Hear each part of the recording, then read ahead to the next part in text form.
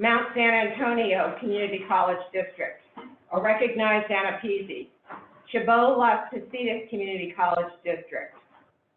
Contra Costa Community College District, page 1 and page 2. Foothill De Anza Community College District, a recognized Anapeasy.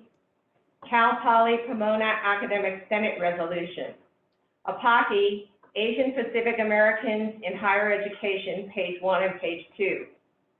To seek consult with the Asian Pacific Islander District constituents, like Elevate AAPI at IVC team members and the IVC Anapeasy work group. Both are made up of faculty, students, staff, and managers. To add the following remarks. Whereas Irvine Valley College has been designated as an Asian American and Native American Pacific Islander serving institution, Anapeasy, and supports its Asian American and Pacific Islander students through Elevate AAPI at IVC, a Title III federally funded program. Elevate AAPI plays a vital role in supporting educational opportunities for Asian American and Pacific Islander students and creating a better understanding of issues affecting AAPIs in higher education. Thank you for your time, opportunity, and consideration. The second comment comes from, and please excuse me if I mispronounce your name, Nikhil Mendukundori, the current Vice President of AFG. Firstly, I want to thank you for all of your efforts for our students. I'm one of many students who got the opportunity to go to high school in a foreign nation and be able to transfer to a good UC school through Saddleback College. I want to say that enrolling more students during summer and the upcoming semesters will be a benefit not only to students but to the colleges in our district. It offers us a chance to show many students what we have to offer and might inspire them to take the same journey that I did. I've heard multiple times about improving enrollment in our college. I think during this economic downturn, students will benefit the most if we let them know about the quality of education and abundance of opportunities we hold. I think letting more students enroll is the best way to do that. Thank you. All right. So with that, I imagine that with our process of staff replying and then reporting on that reply at the next meeting, we'll find out how that was dealt with. So now we'll go ahead and go to the swearing in of Student Trustee Rose Esfandiari. Welcome and congratulations. So at this point, if you can raise your right hand and repeat after me. I state your name. I, Rose Esfandiari, Do solemnly swear or affirm do solemnly swear or affirm that I will support and defend the Constitution of the United States that I will support and defend the Constitution of the United States and the Constitution of the State of California and the Constitution of the State of California against all enemies, foreign and domestic, against all enemies, foreign and domestic, that I will bear true faith and allegiance that I will bear true faith and allegiance to the Constitution of the United States to the Constitution of the United States and the Constitution of the State of California, and the Constitution of the State of California, that I take this obligation freely that I take this obligation freely without any mental reservation without any mental reservation or purpose of evasion, or purpose of evasion, and that I will well and faithfully and that I will well and faithfully discharge the duties discharge the duties upon which I am about to enter. upon which I am about to enter. Again, congratulations. Thank welcome. you. Okay, So I have been asked, and actually to make sure we get this right, I'm gonna have to go onto my iPad here. We need to move forward. Which item was it, Chancellor Burke? 6.6. That pretty much goes for anyone. So I see Trustee Jamal put a notice to welcome student trustee Esfandiari, and congratulations as well. I have a congratulations from Trustee Jamal again. Okay. Well, because I only sent it to the panelists, I corrected it to go to everybody. Okay. So with that, we're going to go to item 6.6, which is annual approval for student trustee to receive compensation and make and second motions for board meetings. Otherwise, she would not be able to do anything until we got to 6.6 or 6.7. So I have a motion from Trustee Jamal. So you can go ahead and second in the chat.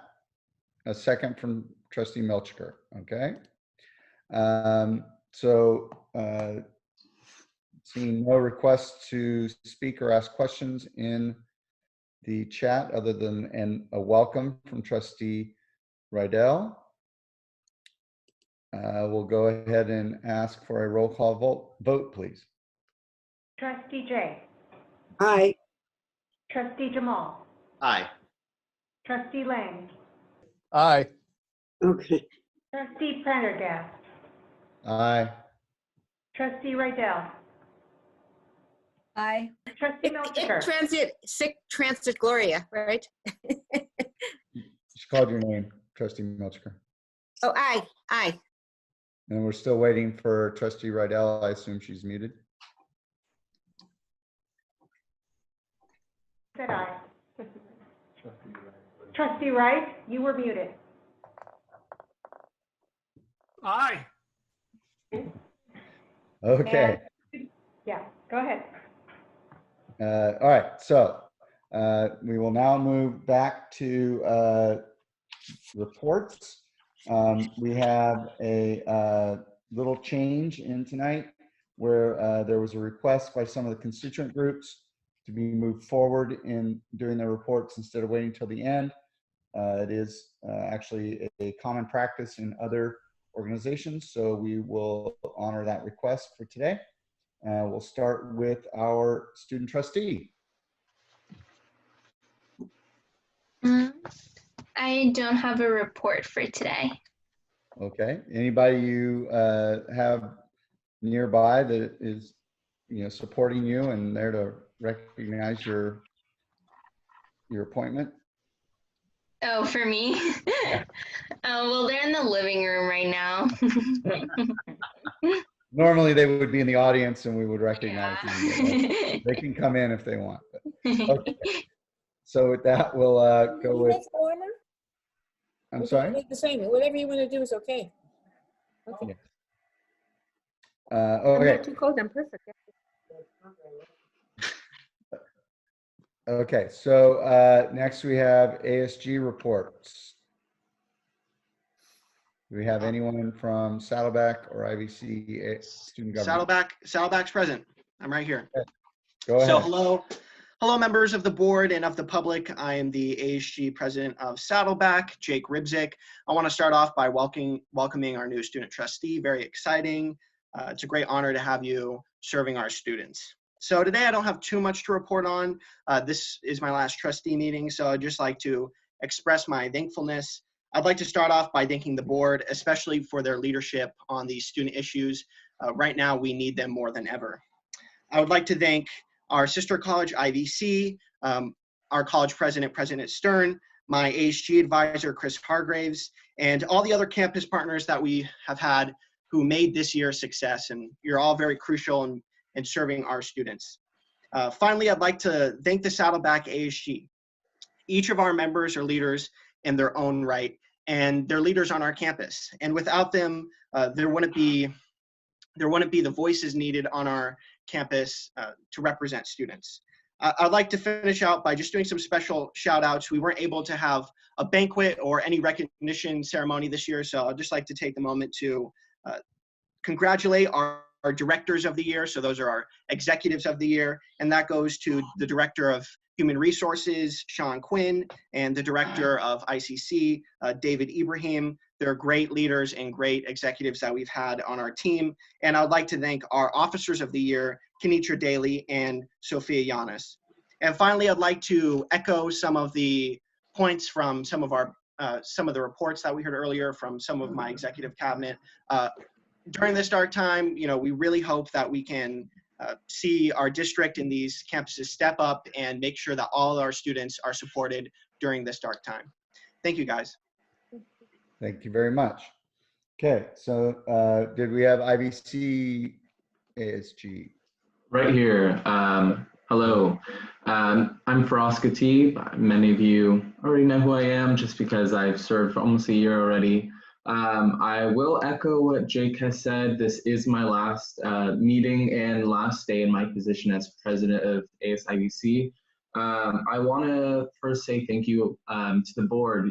You guys have pretty much set a really high standard for me and my initiatives as a student, but also as a student leader on the campus I'm going to be going to, which is UCLA, which I'm pretty excited about. But moreover, I'm more excited about all of the initiatives that I've got to experience and learn from the board, as well as a lot of my peers on campus.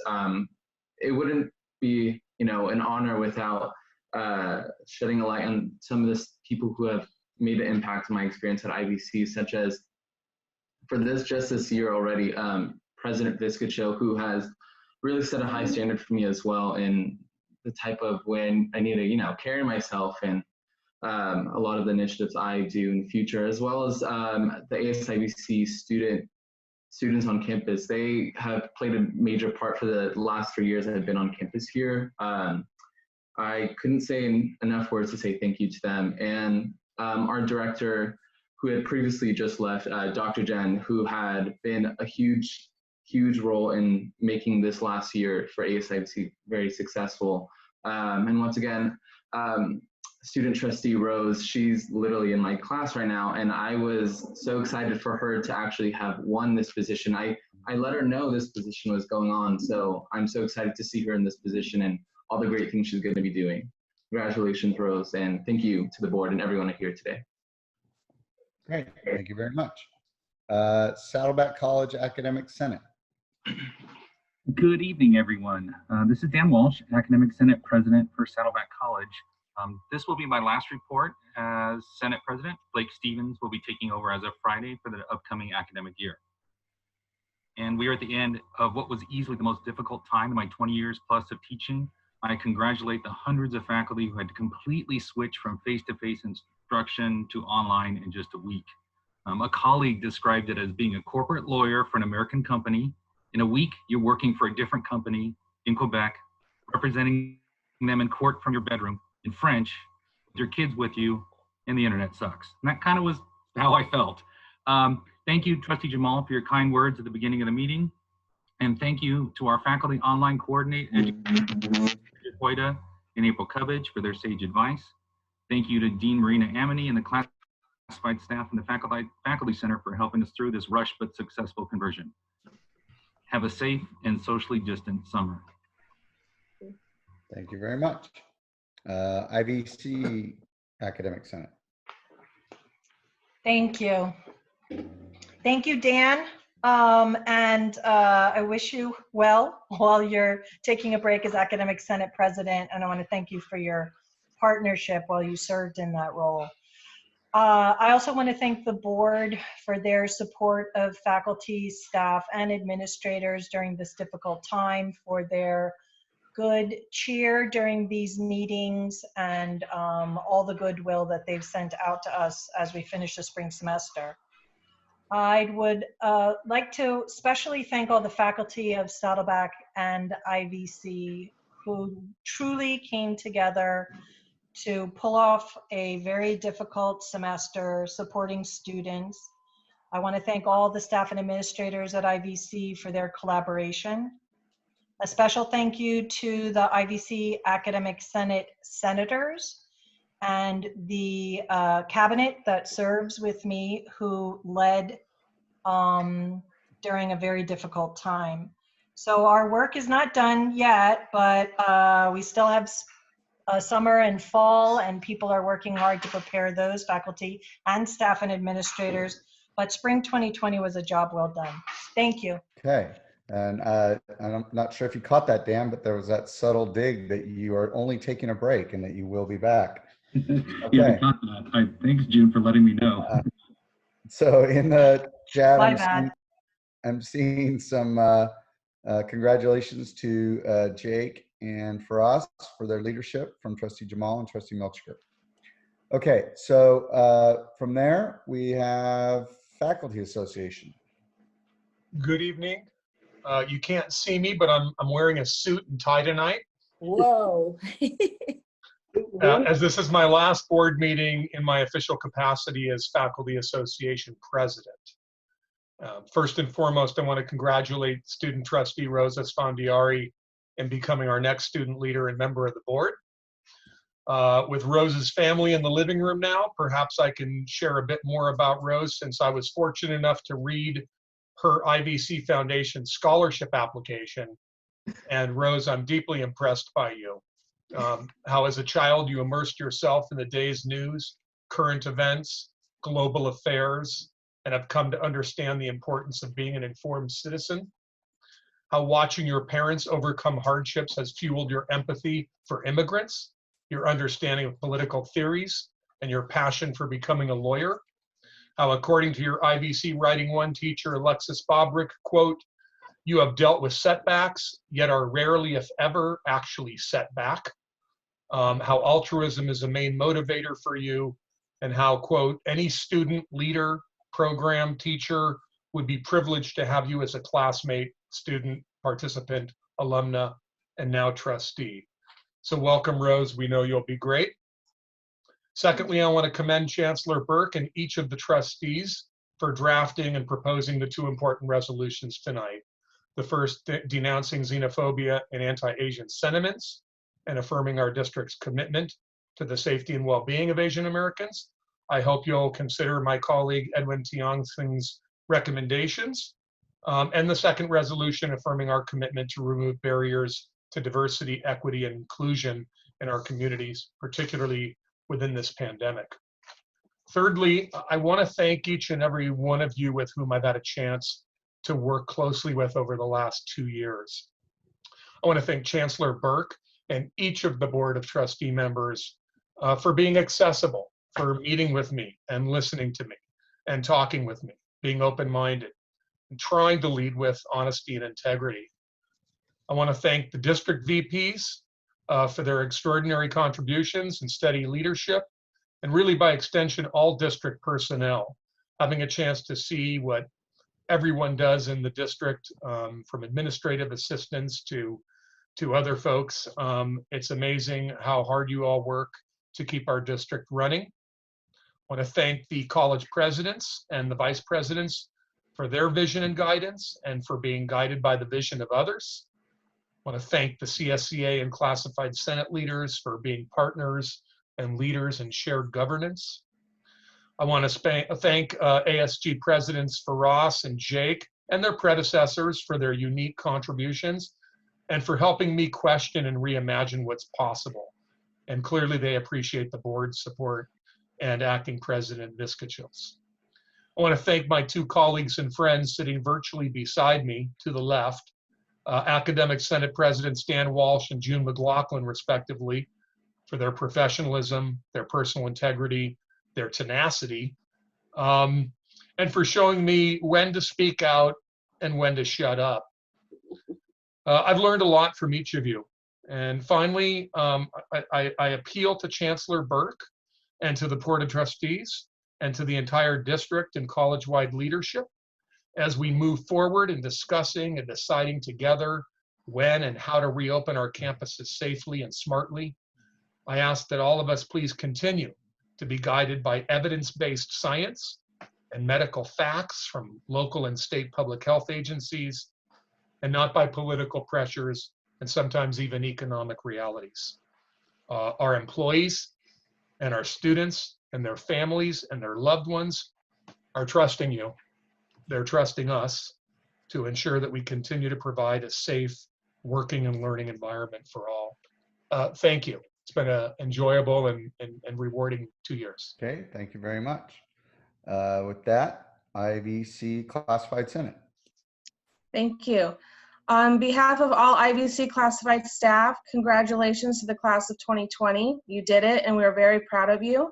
We have been there every step of the way on your journey, and we look forward to celebrating on May 28th during the virtual ceremony for your magnificent milestone. Many thanks to Acting President Dr. Viskachil and VP David Kachatrian.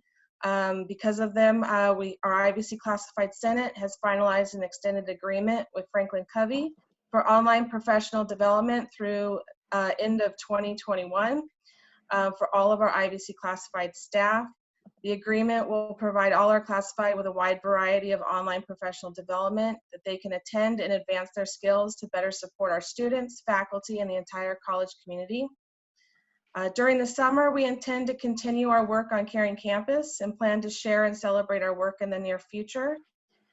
And as this is the final board meeting of the academic year, I again thank the Board of Trustees, Chancellor Burke, IVC's Acting President Viskachil for their continued support of all of our classified professionals. Very good. Next, we have Saddleback College Classified Senate. I don't see anyone on. Okay.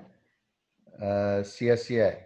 I assume POA is not there. And then board requests for reports. It was suggested to me at this point that we get a quick update. I know we were sent an email, but a quick brief report is apparently ready about the May revise. Okay, I'll ask Vice Chancellor Gable to do that.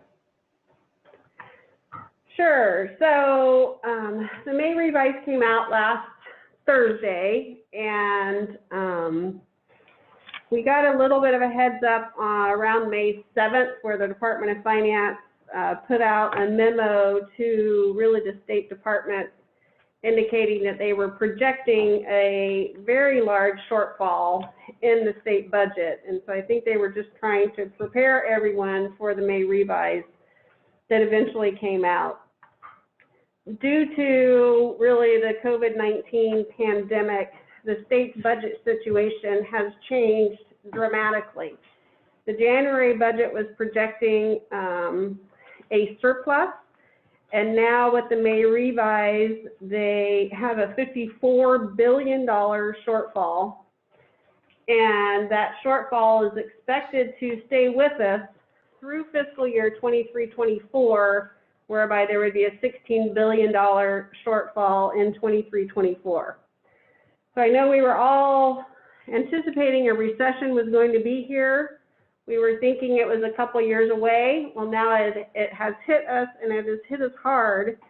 The cuts that we are seeing in this budget are larger than the cuts that we underwent for the entire 4-year period of when we were having cuts during the Great Recession. As far as community colleges go, the January governor budget was projecting to bring in $136 million. Now we have a $1.3 billion cut to community colleges alone. Was that a question, Tim? I think you meant billion, not million. No? No, and for community college, it was million, $136 million surplus. Got it. For community colleges, but now it's a $1.3 billion shortfall or cut. So we've had $1 billion change from January to now. As part of the reductions and way to balance the budget, they are proposing to bring back in the cash deferrals. And so what that means is they're going to take $330 million in cash that they typically would give out to the community colleges in May and June of this year, 2020, and they're deferring that to July of 2020. And then There's another $662 million that they're taking from April, May, and June of 21 and deferring that to July of 21.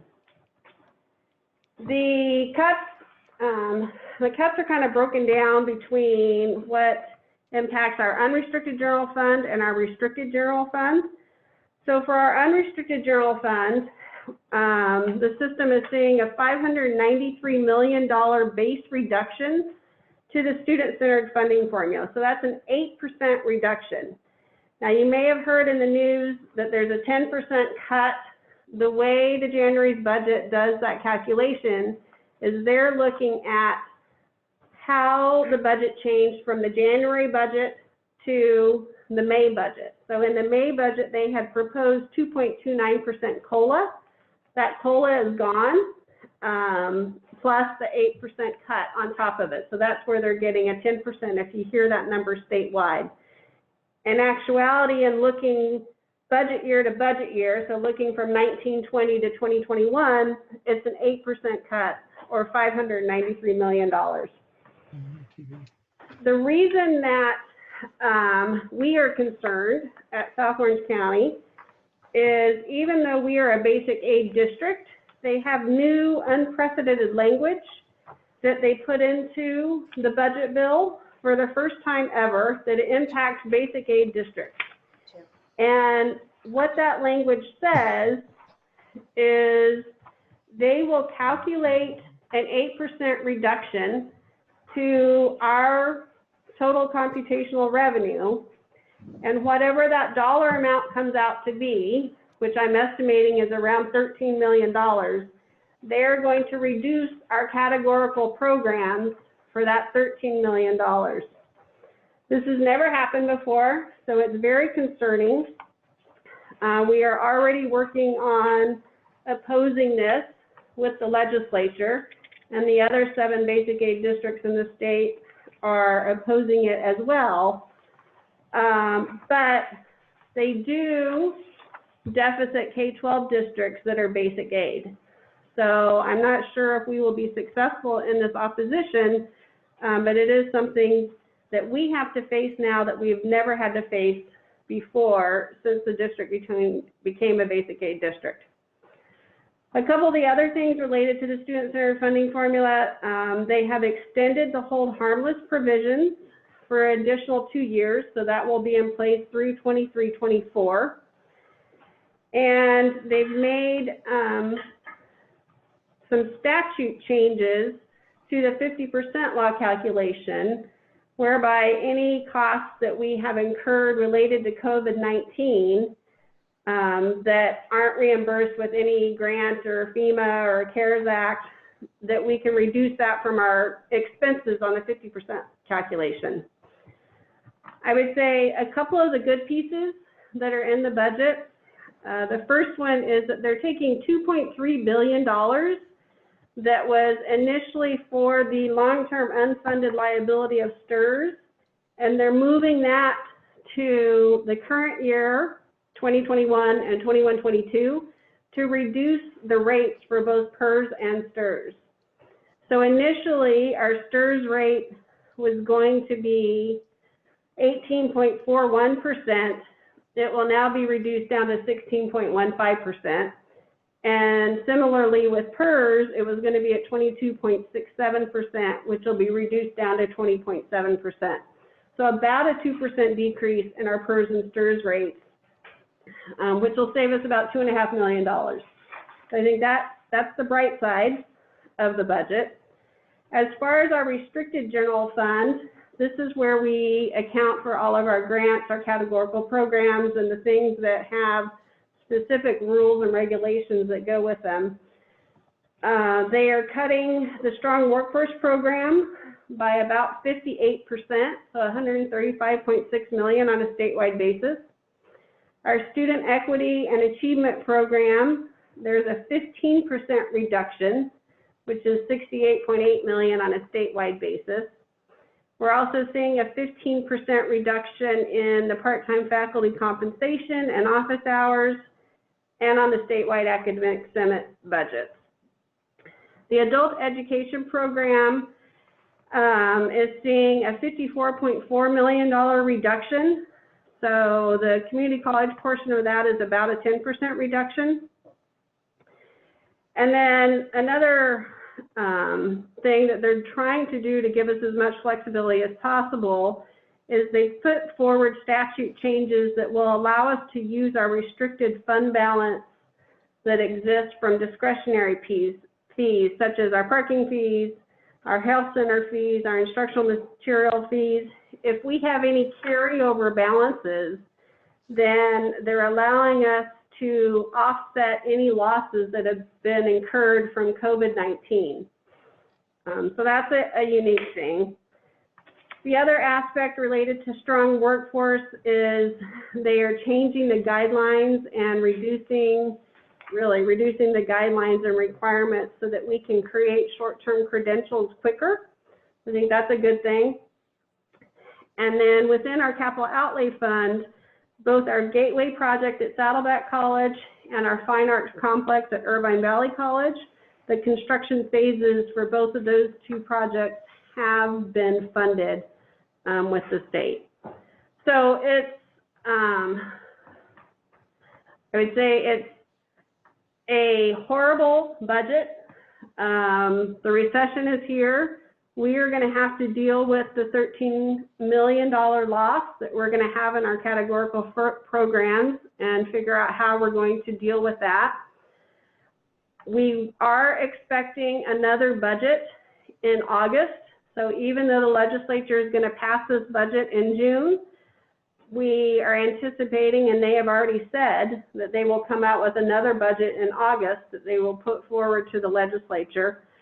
And so as a result of that, the Chancellor's Office has extended many of our reporting deadlines. Our adopted budget, which is typically due on September 15th, they have extended that to October 31st. We are planning on bringing the adopted budget to the board on September 21st. Originally, we were going to bring it on August 31st, but we're going to take advantage and wait and see what's in that August budget bill to try to incorporate that into our budget. The audits have also been extended. The deadline, which is typically December 31st, is now February 28th. We're going to still try to hit our audit deadlines and move forward, but we'll have to play that by ear and see what's going to happen. So that's the real, I would say, 5-minute highlight on the May revise and where we are right now. So I'll open it up for any questions that you may have. I don't see any in the chat. Okay, Anne-Marie, thank you for that update. A couple questions. I know you said there's going to be, well, first before that, the deadline, and we have a CPA on the board. The deadline is July 15th to file and pay state taxes, correct? So is there any sense that this $54 billion will have a wild swing one way or the other, this projected deficit? You know, they have projected in the $54 billion shortfall, they have projected at least a 25% decline in individual income tax and sales tax and in corporate income taxes. So, you know, if it goes down farther than that, then we could see more cuts coming. It's very likely that there could be more cuts coming, but I think they have projected a pretty daunting reduction in the largest piece of our revenue. You know, along with the cuts, they are anticipating additional federal revenue. So if the HEROES Act passes, which we know is up in the state. It's not going to pass. Okay, yes, that's what everybody thinks. But if it did, then a lot of the cuts that we're facing would go away. So I think that was one of the nice things that Governor Newsom put in there, was kind of trigger language that if we get additional money from the federal government, that some of these cuts would not occur. But as you said, it's not going to pass. I think that's the feeling of most everybody, is that it's not going to pass. And so we are faced with these cuts that have been proposed. And potentially there could be more when the August budget comes to us. So my second question is on, given that we're facing at least a $13 million shortfall in categoricals, what are some of the, and we don't know until August if that's going to change, or are we certain of that at this point? Well, that's what's in the budget. Yeah. So what happens now is both the Assembly and the Senate up at the state legislature, they both have to pass a budget bill. And their starting point is the May revise. So they will go through it. They will pass their own bill. If there's any discrepancies between what the Assembly passes and what the Senate passes, and if it differs from the governor's budget, then those line items have to come to a conference committee for them to come to agreement on that. So not to, I don't want to cut you off, but I want to turn it over to, I think Dave has a question. What are the things that we should be doing now to respond? So we need to advocate on behalf of basic aid districts. Well, no, hold on. I'm talking, I mean, yes. Well, you can say it. Yeah, you can. I meant like as a district to deal with these potential cuts. Okay.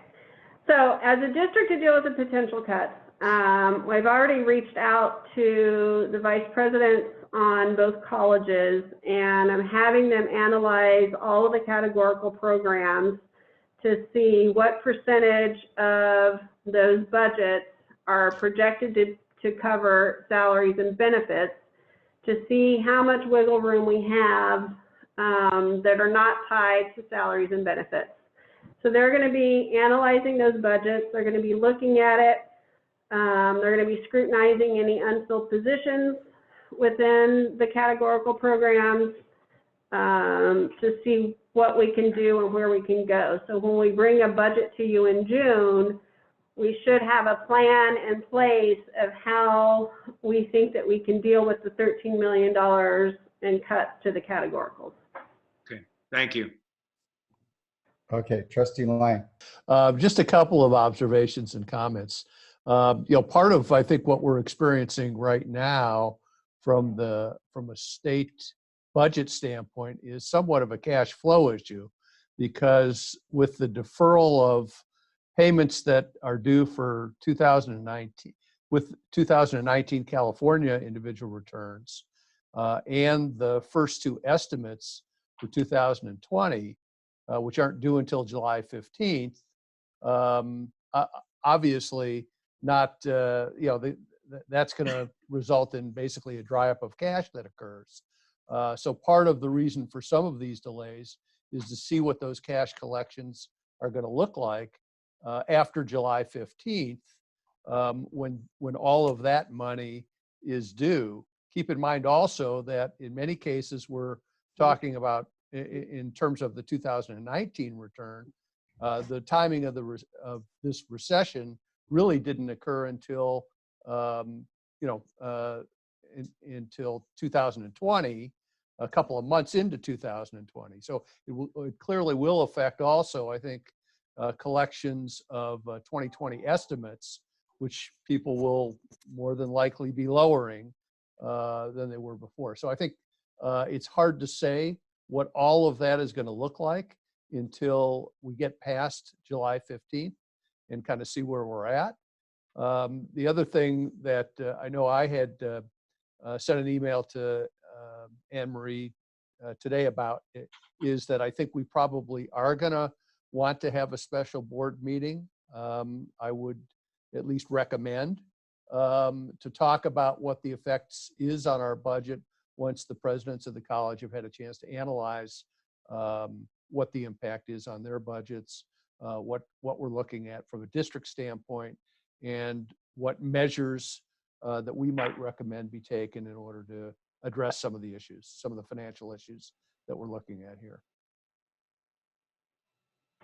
Right, and it's that cash flow problem that you just mentioned of why they're doing the deferral of the apportionment for both community colleges and K-12. right.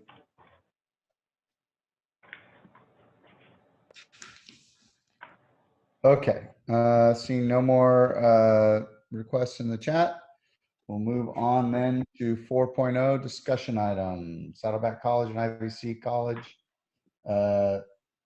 student government tentative budgets. So welcome everybody to our 2019-2020 or our 2020-2021 tentative budget. I am presenting today. I am the president of our ASG at Saddleback, and I'm joined with our director of budget and finance, Javier Osorio.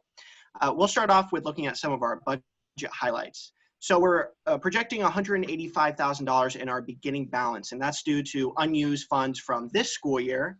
That's kind of a conservative estimate. We might be getting a higher rollover due to the fact that our campus is currently closed. We are projecting $150,000 in our ASG stamp sales. And that number, we were able to project that because the 2 years previous, we hit numbers very close to that. So we used those years as benchmarks in our previous data to project $150,000. In terms of our contract revenue, right now, that's just based on our bookstore and vending machine services. Traditionally, we would have our cafeteria, food provider added, but right now we're not supposed to be getting any revenue for that for 2020, 2021. So our revenue is just from the bookstore and our vending machines. And as years pass, we're still getting the 40.72% of that contracted service revenue. That's $223,000 from bookstore revenue and $1,955 from our vending machine service revenue. Like years past, we're still committed to donating at least 20% of our total sources of funds, and that's after taking out our emergency reserve and money set aside for the OCTA Bus Pass program. So we're funding the Child Development Center, Foundation General Scholarships, Financial Aid Book Scholarships, the Promise Program, and then finally, our emergency reserve represents 7% of our total budget, and Javier can get more in depth on that on our next slide. Thank you, Jake. We will now focus on the sources of funds, where you will notice the estimated $20,000 reduction in the beginning balance, as well as the revenue loss from the food provider that Jake was mentioning. Lastly, you will see that the estimating bookstore revenue, we're estimating it to remain the same, and you will also see the $150,000 in stamp sales revenue based on metrics from the 2 previous years. Let's continue on to uses of funds. The same slide. Perfect, thank you. This is a culmination of months worth of work on behalf of the 9 members of the Budget Committee. Every year we comb through division project funding requests. This year we had around 60 submissions, adding up to approximately $190,000. At the beginning of the review process, we were in a $60,000 deficit.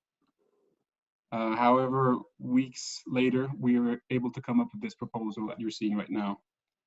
The big reductions that you will see in the emergency reserves and scholarships are just the consequences of the lower beginning balance.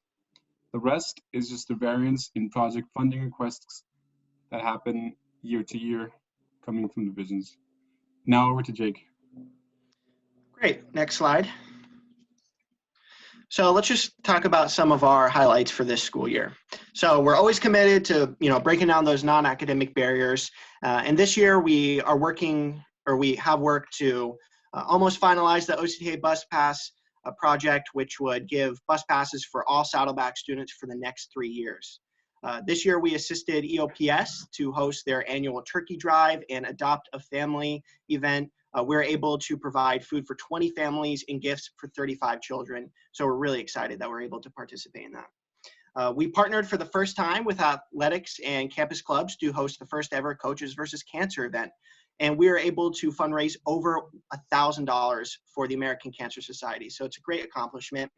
In terms of advocacy, we worked with the Muslim Student Association to secure a location for a personal reflection room on campus, and we worked with the LGBTQIA+ club to advocate for the creation of more gender-neutral bathroom restrooms on campus as well.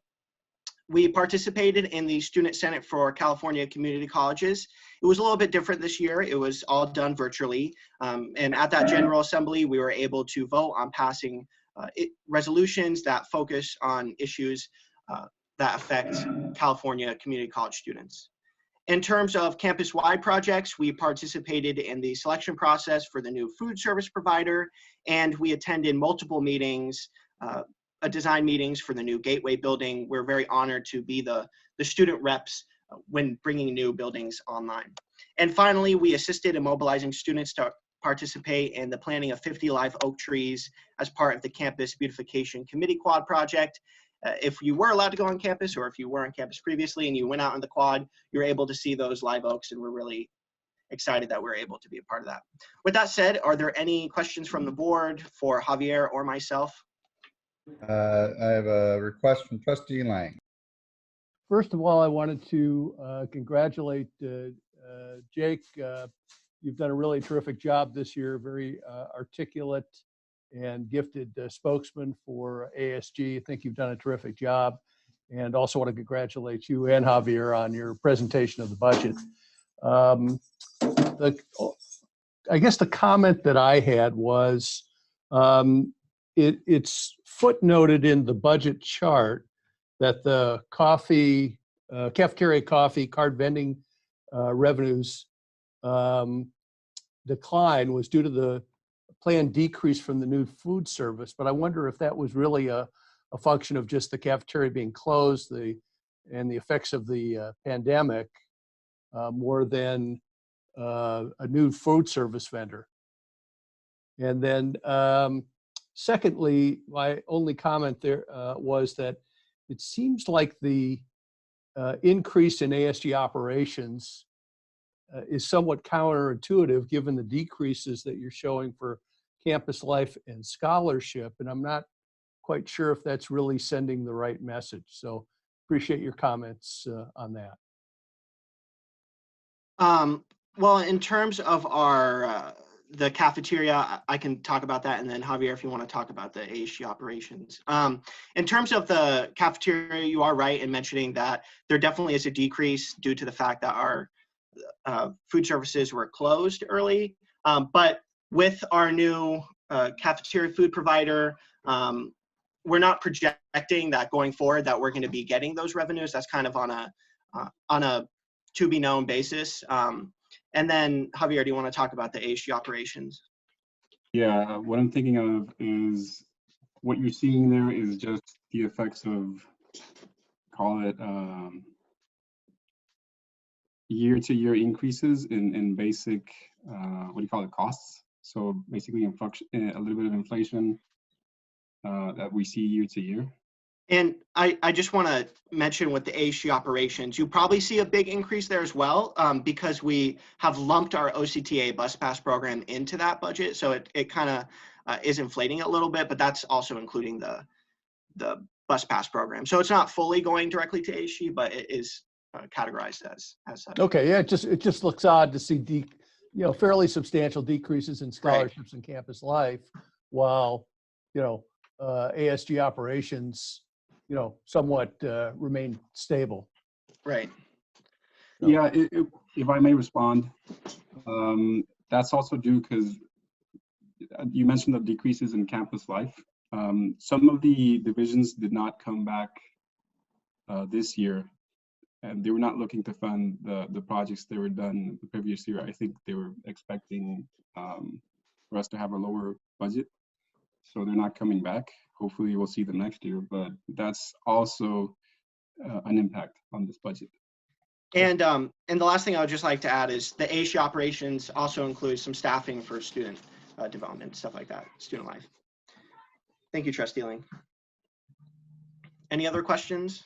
Yeah, I have one from wait. I actually have one myself. Knowing that the stamp sales, typically, at least in a K through 12 level, when you do an ASB card or what have you, there's something that the student gets for that. And that's usually discounts at sporting events Right. discounts on dances and things of that nature.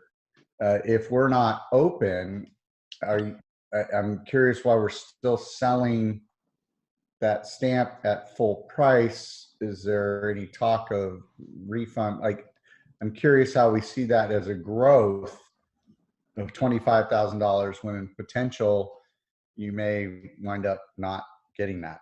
Right. Well, I'll start off and then Javier, feel free to build on. But you know, the stamp is optional, so there is the opt-in. So you know, students really have that ability to choose not to get it. But our stamp still covers a lot of things that are off campus. You know, discounts for books when you're mailing in your books, different food coupons, as you're mentioning. There's of course those sport discounts, but I don't think that they'll be as active when the campus is closed. Javier, would you like to add anything else? Yeah, so these metrics are basically 2018, 2019, when we sold $148,000 in, well, we had a revenue of 148,000. Next, 2019, 2020, we had $196 in revenue.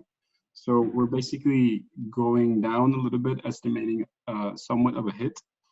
But additionally, we're moving into like a contingency plan, if you might call it that, where instead of having students come up to the office, student development, and getting their stamp booklet, we're going to mail these booklets out to the students. And as you know, many of the services right now are not operating on a, let's say, takeout basis. Also, we're looking into the possibility of responding in a virtual manner, virtual services that students can use via streaming and the likes. So we are responding to that, and we did expect somewhat of a decrease. Good. I again, as long as you guys are, if you're kind of advertising and communicating that there's still a value to the stamp, then I encourage that you'll see some sales. All right. So I guess we'll then move on to IBCs. Thank you, guys. All right. Hello, once again, my name is Firas Khatib, and I'm joined with Brianna Ross, the 2020 to 2021 ASIBC President-elect, presenting the ASIBC tentative budget for the fiscal year of 2020 to 2021. If you'd like to go to the next slide, please. All right. Here you'll find the ASIBC budget highlights for the fiscal year. Essentially, the budgeted $1,010,000 for the fiscal year. A breakdown of that is the projected $400,000 beginning balance due to the high increase of ending balance we'll be having this fiscal year. The projected $140,000 for ASIBC access sales. The contracted $450,000 bookstore commissions. And lastly, the contracted 20,000 cafeteria commissions.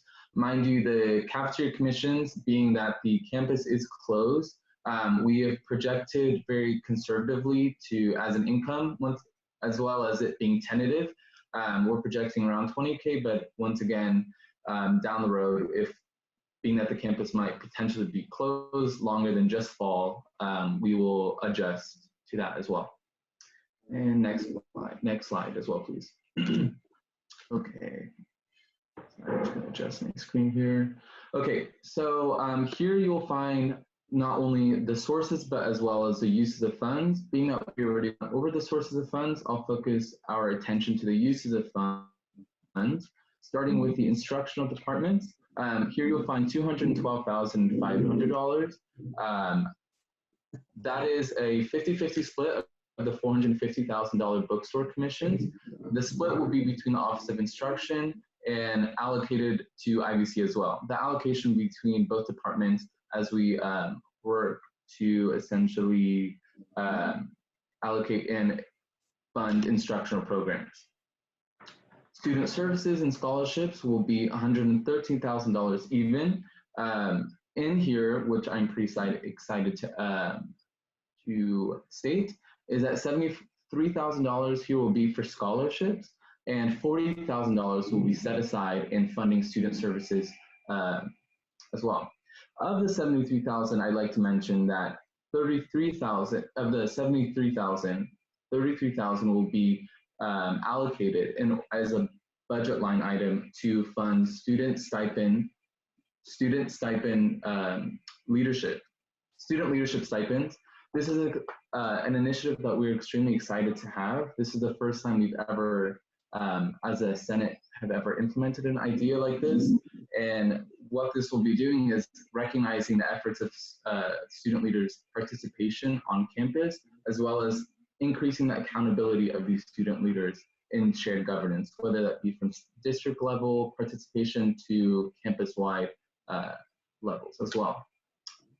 Club program support will be $62,500. Of this, I'd like to mention that this is reflective of our new bylaws that we have implemented for this year, which once again is a pretty big initiative.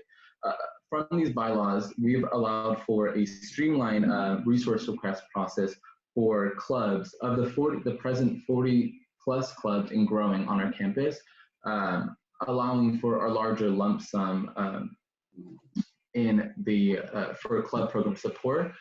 And essentially that increase allows for not only just multiple budget breakdowns, but just a large lump sum showing the 14,000 to 62,000 here.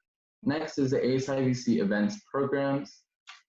Here you will find that this general line item will be funding commencement and many of the leadership trainings that we will be having, such as our retreat in parliamentary procedures, which we have started a couple years now, and we are expanding in order to equip student leaders with the appropriate tools for shared governance, and as well as many of the statewide and nationwide organization trips that we have, such as the Student Senate for California Community Colleges. This year was actually one of the first years we were going to be participating in that, and this is something we'd like to continue through. Next is the Student Life Non-Discretionary. Here we will find exciting initiatives as well, which will be funding initiatives such as the OCTA program that we've been pretty excited to implement here, such as where we have put 90,000 budgeted in the line item, as well as our student activities office assistant. Lastly is our contingency fund and mid-year request. Here, there will be $140,500. That is in result of the high ending balance that we have of $400,000 approximately. Much of this is due to the cancellation of events such as commencement and many other departmental activities that ASIVC funds, and resulting in that high dollar amount, which is leading us to have put a larger amount into our reserve. And with that being said, I'd like to go ahead and send it over to Brianna. If you would like to unmute her so she can prepare for the next slide. Thank you. She's unmuted. Okay, great. Hi, I'm the next ASIVC president for this coming academic year. So I'm going to get started on our accomplishments, starting with the ASIVC Student Senate. First, we ratified new bylaws and organizational structure, and this provides for empowering student leadership and effective representation. And one of the ways that this allows us to be more efficient as a student government is our responsibilities are allocated more efficiently because we have less positions than we have in prior years, and this allows more responsibilities for each student to get to participate in. And it also gives clear guidelines to students in navigating their positions. And as a result, this semester, for one of the first times, we have attended so many different district-wide committee meetings, and we've really embodied what it means to have shared governance at a community college. And this change also allowed us to open the door to providing our shared governance stipend to our students to ensure that equitable representation is happening in our student body.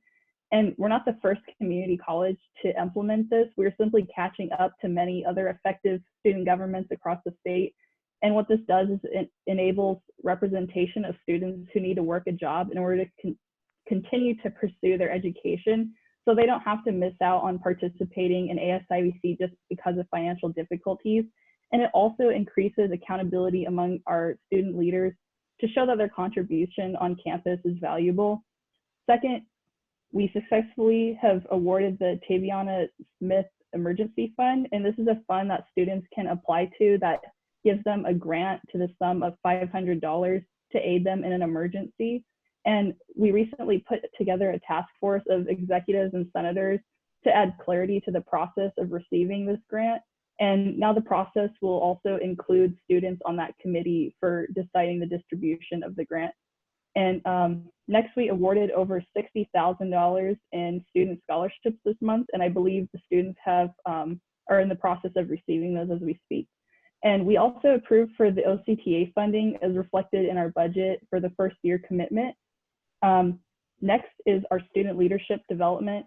We participated in parliamentary procedure training and leadership development workshops, and we were scheduled to attend the Student Senate California Community Colleges SSCCC Legislative Conference and ASACC in DC for the first time, but unfortunately due to COVID-19, we had to cancel that trip.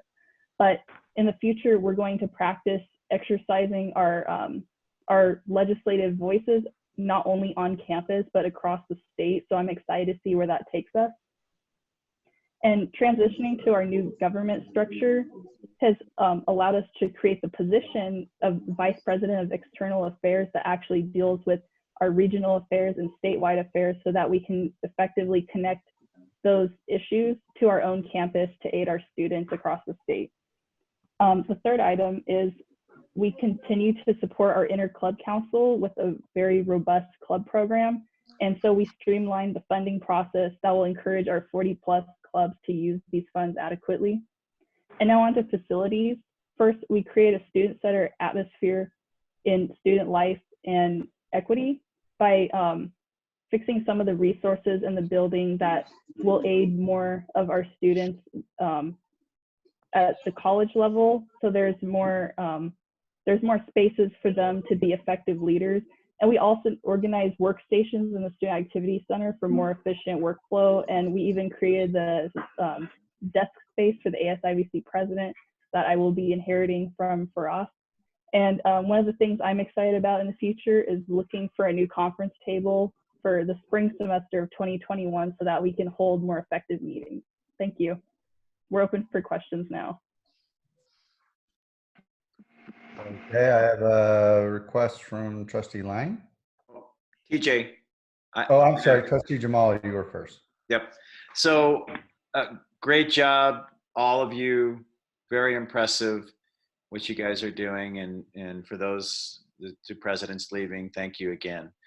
Saddleback touched on it. I had just a question on some of the things you guys are doing to transition to online and virtual activities. I'd be curious to hear some of the things you're doing and that you're thinking about also for potentially in the fall. If I know that Brianna would probably want to mention onto this since that she's going to be leading this, but one of the big things that we're going to be leaning towards is a virtual commencement, virtual laser day, welcoming new students onto the campus. However, things that we've even been thinking about during this semester to spring 2020 is that we've been trying to work alongside other departments on campus where able to focus on offering mental health type of initiatives to allow students to, evaluate how we're feeling, especially in moments where it might be a little bit isolating. But essentially, and overall, the way that ASIVC operates, that virtual activities as well as virtual club engagement through Zoom and so forth. One of the big things we're working on right now as far as virtual engagement is our Laser Day coming up in August. So some of our new student leaders, including myself, are going to give a brief description of certain things on campus, like our resource centers and how ASIVC has helped us. And then we're also planning on being a part of the breakout groups that are obviously going to be done virtually so that we have students there representing and being a fellow peer to our new first-year students. Thank you. Okay, next I have Trustee Lang. Yes, thank you. So I guess I can't be too critical at this point of the large carryover balance that you're showing of 400,000, since it seems like that's probably going to wind up being necessary and prudent given the current economic situation.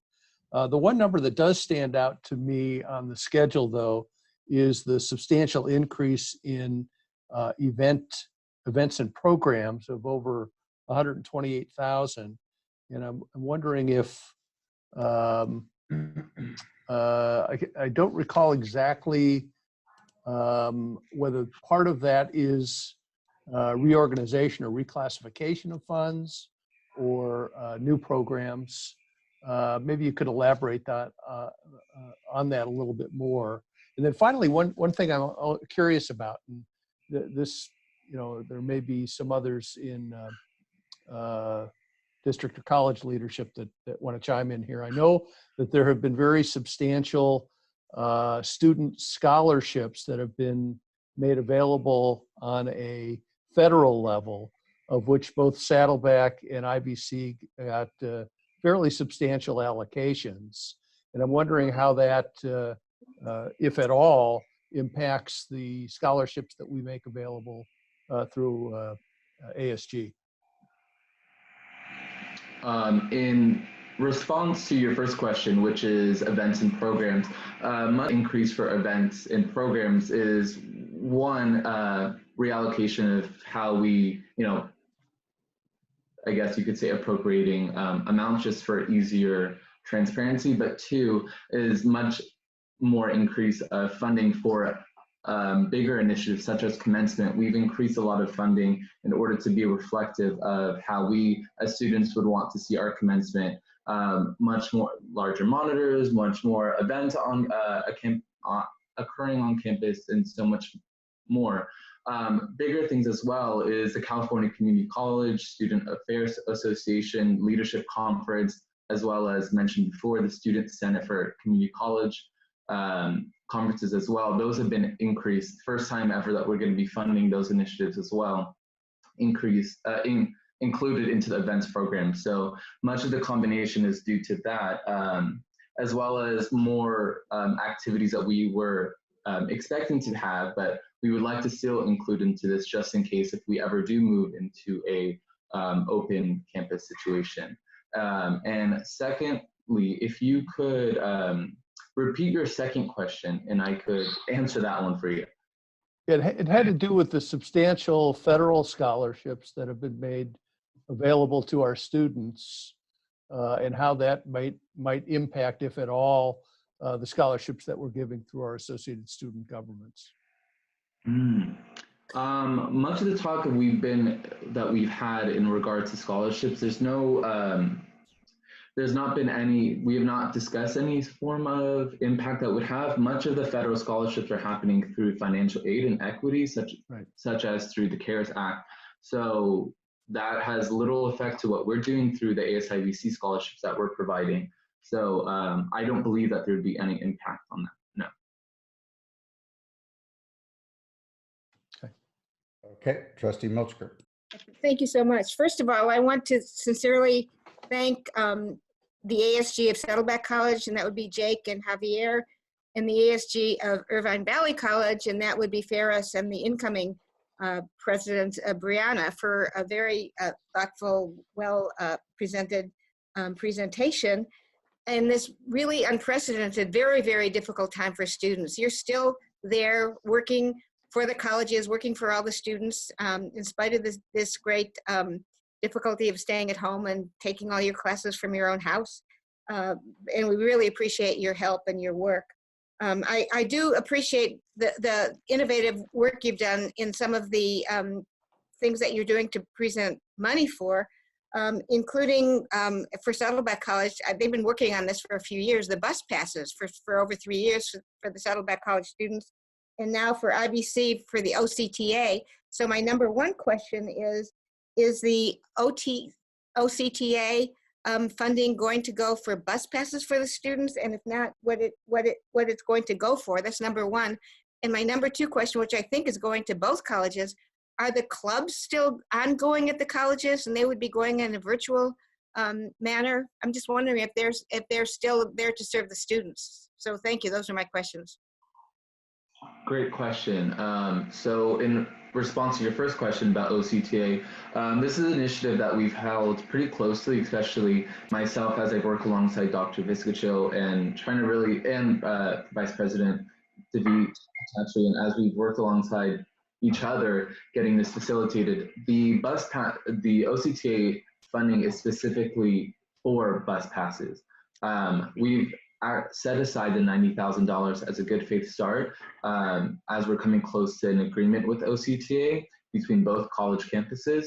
And so yes, that's how it would be appropriated for bus passes, and that's how it would be benefiting students. Secondly, for clubs, most of the clubs are interacting the same way that student government has interacted, which is moving online and virtually, holding their meetings through Zoom and other platforms that allow us to interact with each other. Because the main goal of our clubs and our social life on campus is to create that community on campus. And so allowing that interaction between each other still unifies the campus between students.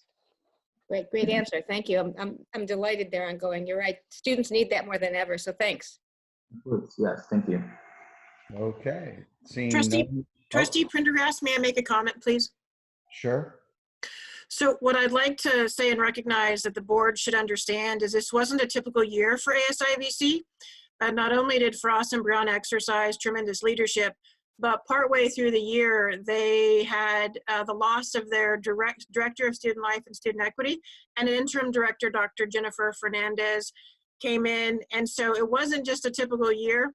And despite the changeover in the leadership, despite the pandemic, despite all of the challenges against them, this leadership team of ASIVC made the complete overhaul and decision to revise their constitution and bylaws to make ASIVC more effective, more fluid, more organized. And I am grateful for those efforts. I congratulate Frost for being a terrific student leader. I'm happy to congratulate him on moving on to UCLA, and I'm grateful that Brianna will be taking the helm next year. But I wanted the board to recognize that there was a number of obstacles that ASIVC overcame this year in order to accomplish what's in their accomplishments, and I wanted it to be noted. Thank you. You're here. All right. Trustee Rydell. Yes, well, the last two participants basically summed up what I wanted to say, but I'm still curious about the online. They had such a good, what I believe, attendance. I wanted to know from Saddleback and IVC, did you have as many people join you virtually as you did in person from last semester to this semester? Was the participation is good? In regards to joining, students joining, do you mean in meetings that we've held in clubs, club meetings as well? Is that what you're referring to? Yes. Oh, well, then great question. Thank you for the clarification. In regards to how we've held our student government meetings, student leaders have maintained the same amount of attendance that they've had throughout the entire year, actually, which is pretty good news because, as we lead a lot of our initiatives, our main goal is to continue that community on campus, but also continuing our efforts as we move online and stay safe at home. So I've seen the same amount of participation between clubs. Actually, I've seen a couple new clubs actually forming in the midst of this as well. So that's been pretty exciting. So yeah, I've got a lot of people messaging me and be like, how do I start my club? And I'm like, here you go. So I've seen, that community staying present on campus as we move virtually. Great. All right. So with that, thank you very much for your presentations. Nice job. So we're going to go ahead and advance agenda item 6.5, which is to vote on these budget presentations. So if I can get that up on the screen, and then I'll entertain motion to the chat through the chat. I got a motion from Trustee Jamal. Second. A second from Trustee Milchker in the chat.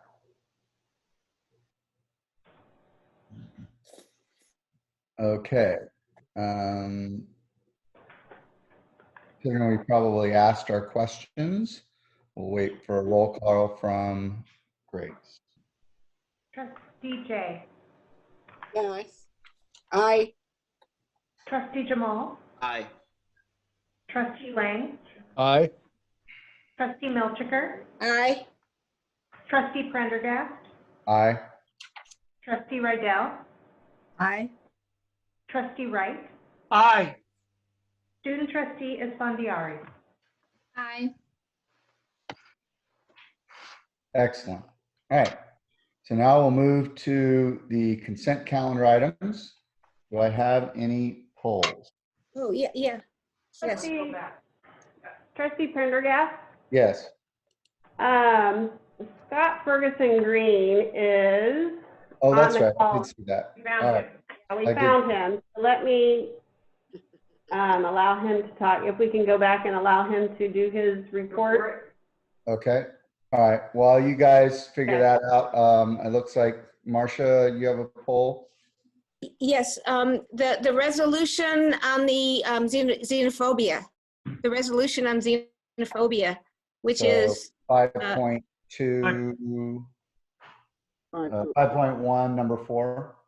yes, that is it here. 5.2. I'm doing it on the agenda, obviously. So. 5.2. All right. Yeah, 5.2, resolution number 4. That's correct. 5.2, yeah, sorry. Okay, anybody else? Wait, did you get 5.5, TJ? I did. Okay, cool. Yes, sorry. Yep.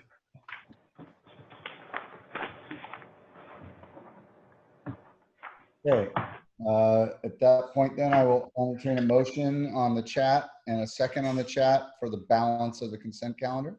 I so move. Second. I And a second. motion from Trustee Lang in the chat. And second from Trustee Jay. Yeah, okay. Okay. Trustee Jay. Aye. Trustee Jamal. Aye. Trustee Lang. Aye. Trustee Milchiker. Aye. Trustee Prendergast. Aye. Trustee Rydell. Aye. Trustee Wright. Aye. Student trustee Esfandiari. Aye. All right, so 5.2, number 4, Trustee Milchiker.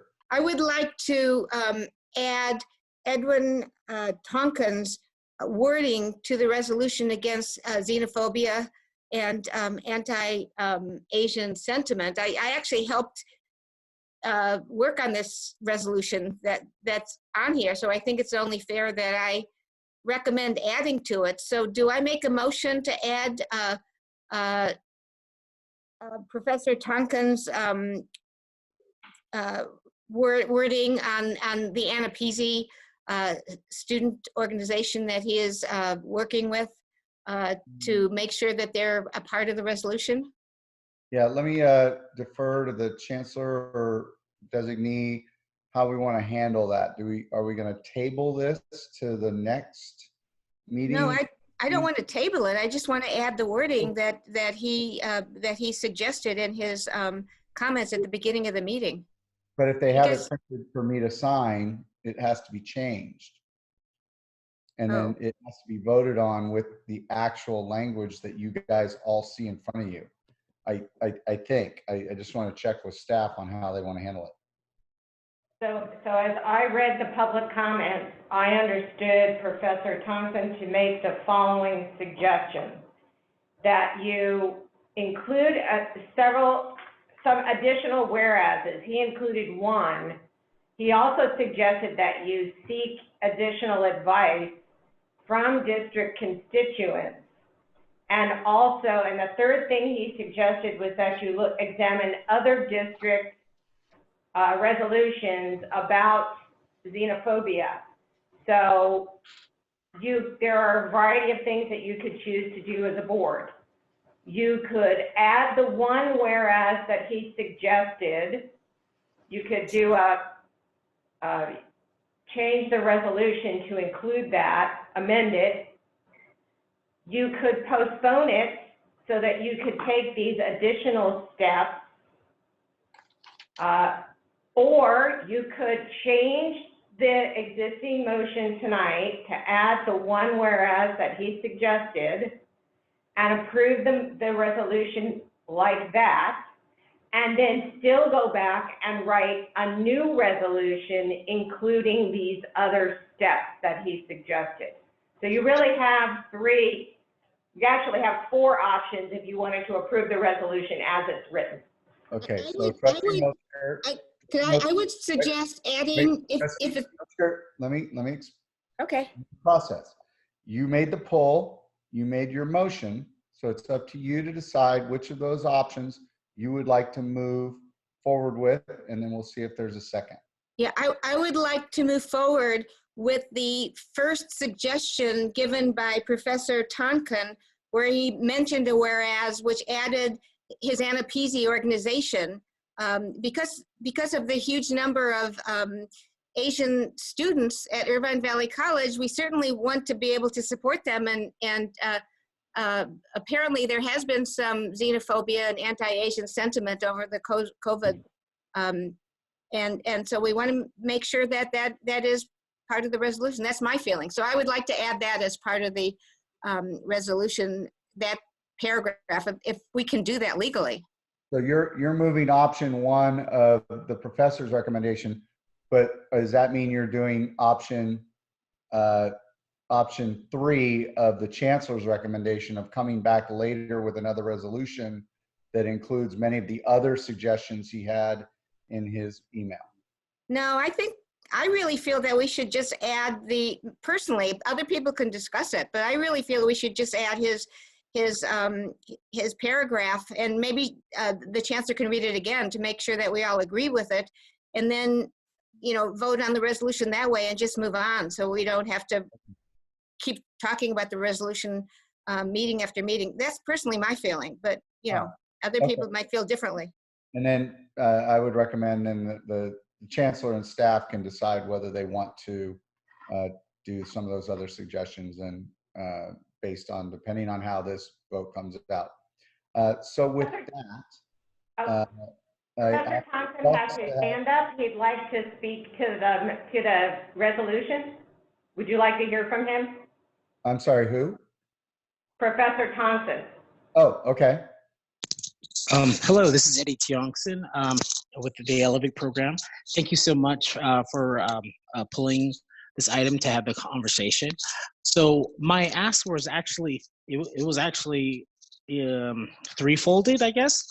One was to reconsider the specific language of the whereases and to examine other community college districts' resolutions regarding this issue. There are ones that I've included in the email from I forgot the name of the districts, Chabot District up in Northern California, Contra Costa College, Community College District, language also from Mount San Antonio College, a fellow Anapisi program, and I believe a resolution that was adopted by the Cal Poly Pomona Academic Senate. The reasoning is that while I do appreciate the language and the whereas of the resolution 4 that is offered on the floor for the board tonight, I just feel that there are some components within other resolutions at other districts, and especially at other NAPZ programs that have been adopted that I think we should follow suit on. And so I'm asking the authors or the originators to re-examine those other ones. The second ask was to potentially, if folks are interested, to allow members of our team at Elevate, which includes our faculty, staff, and students, for some sort of consultation or some recommendations regarding some of the other components of the whereas wordings within this resolution. And of course, the third ask was the language that I typed into the email request recognizing Elevate AAPI and IVC and the ANAPZ program we have at our institution. But isn't time of the essence? Don't we want to get this out tonight rather than wait another month? I'm okay with delay of another month, Trustee Milchiker. To me, I just want to make sure that what's on here has contributions and collaborations of our AAPI faculty, staff, and students. And I know that technically the year ends, but I'm personally going to be around. My student workers are going to be around. My project coordinator is going to be around. And I communicate with my faculty members that are part of our team and the NAPZ workbook on a regular basis.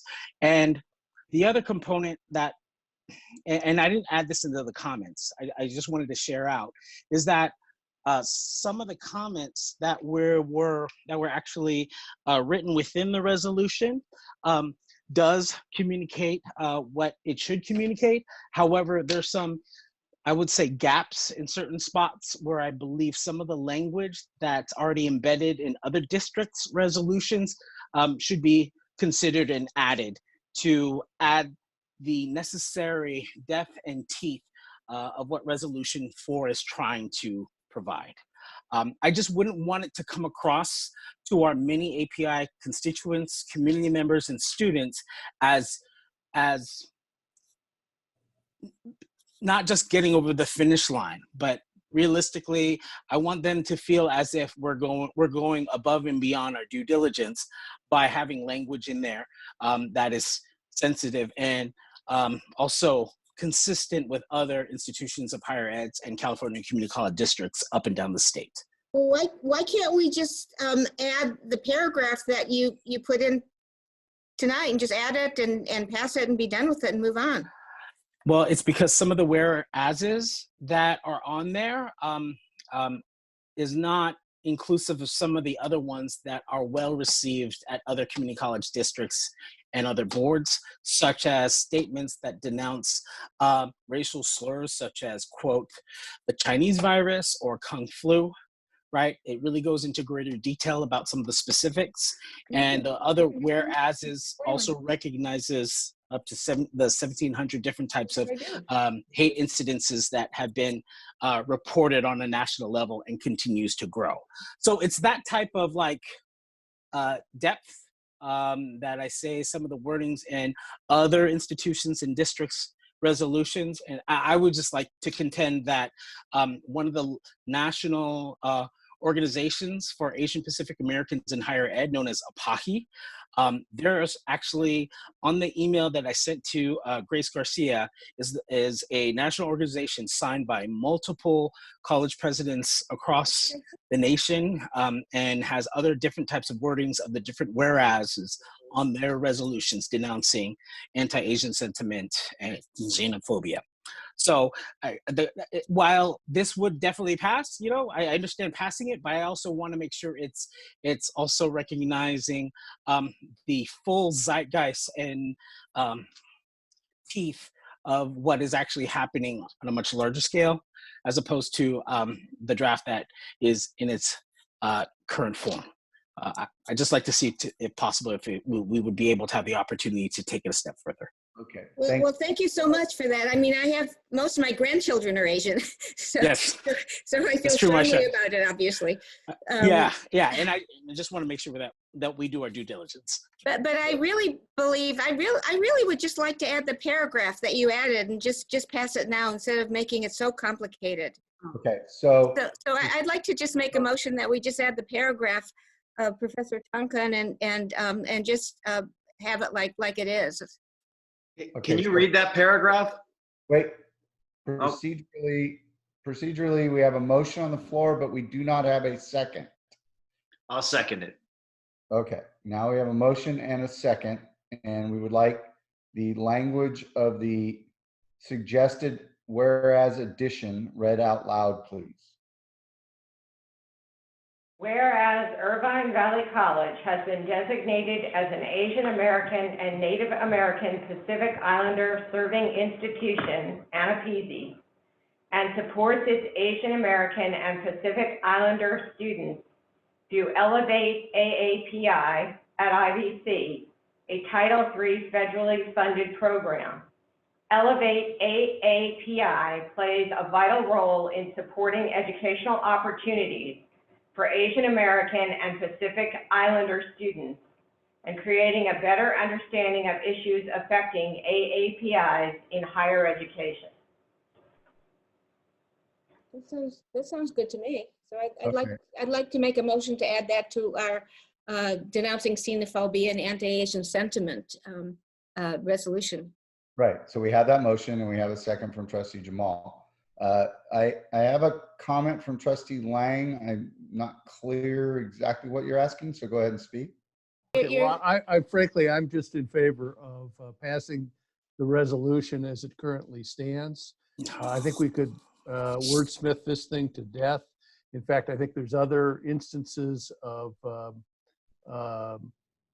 xenophobia and hate statements that are directed at other groups, including a lot of anti-Semitic remarks that are being made in conjunction with this whole thing. And I'm fine with the resolution as is, but I think once we start wordsmithing it, there's no end to the amount of sentiments that we can add to this to try and make it as inclusive as possible. Again, I think we just ought to pass it in the form that it's in it presently. Okay, so can I make a comment or no? Hold on just a second. Okay. So It needs to be. I was asked to kind of clarify the construction of this resolution was,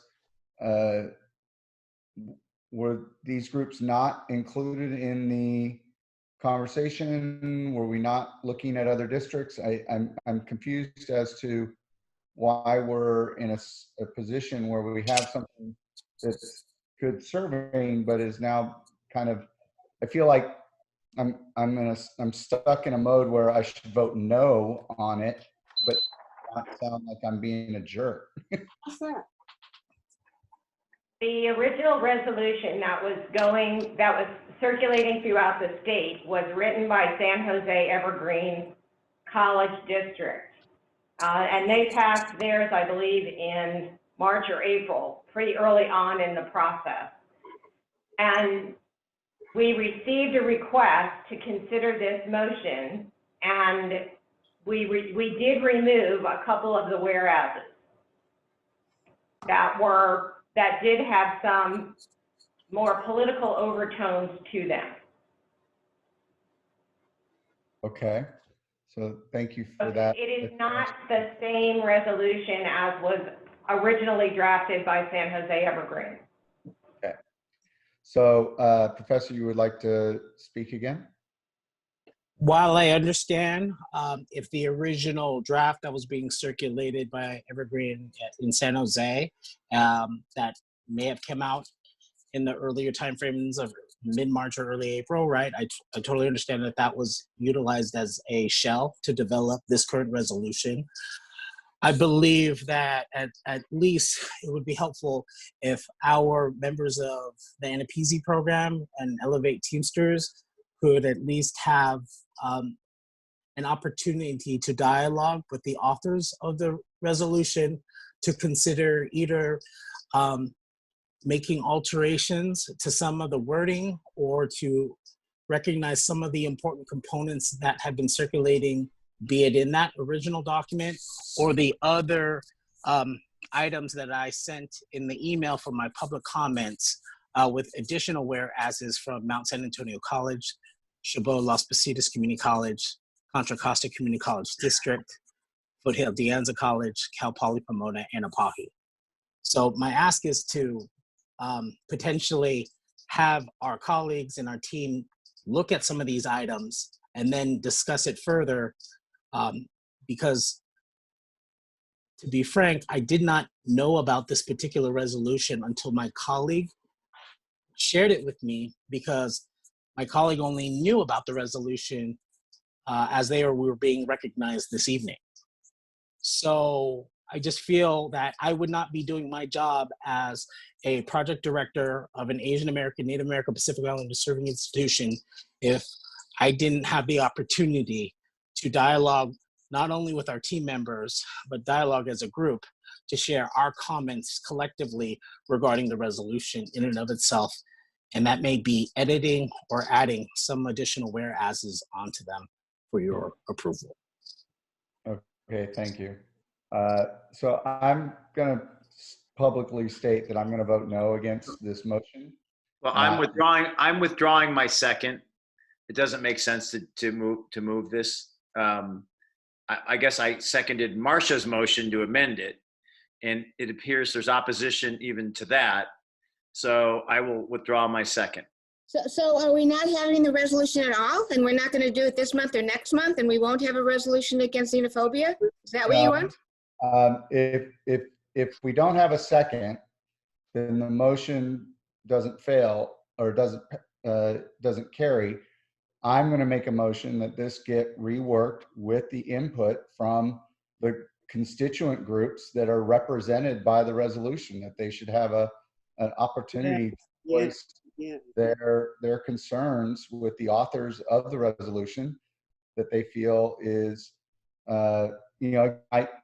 it sounds like the district staff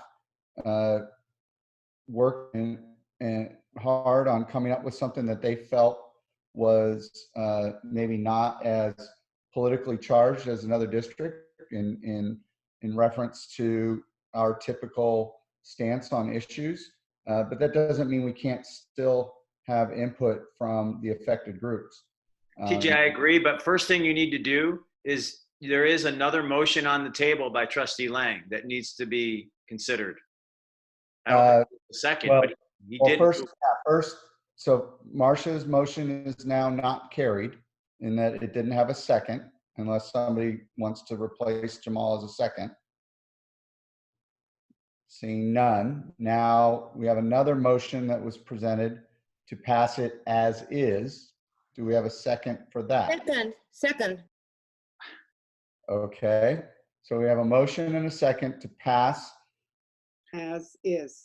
I would ask. No amendments or changes. Is that? Can I ask Marcia? Marcia, correct.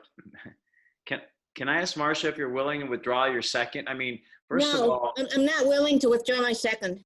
He wants it passed tonight. I would like it passed tonight. I think it's the xenophobia that's taking place right now against the Asians. We have an enormous Asian community in our community college district, enormous. Most of my grandchildren are Asian. There's xenophobia out there.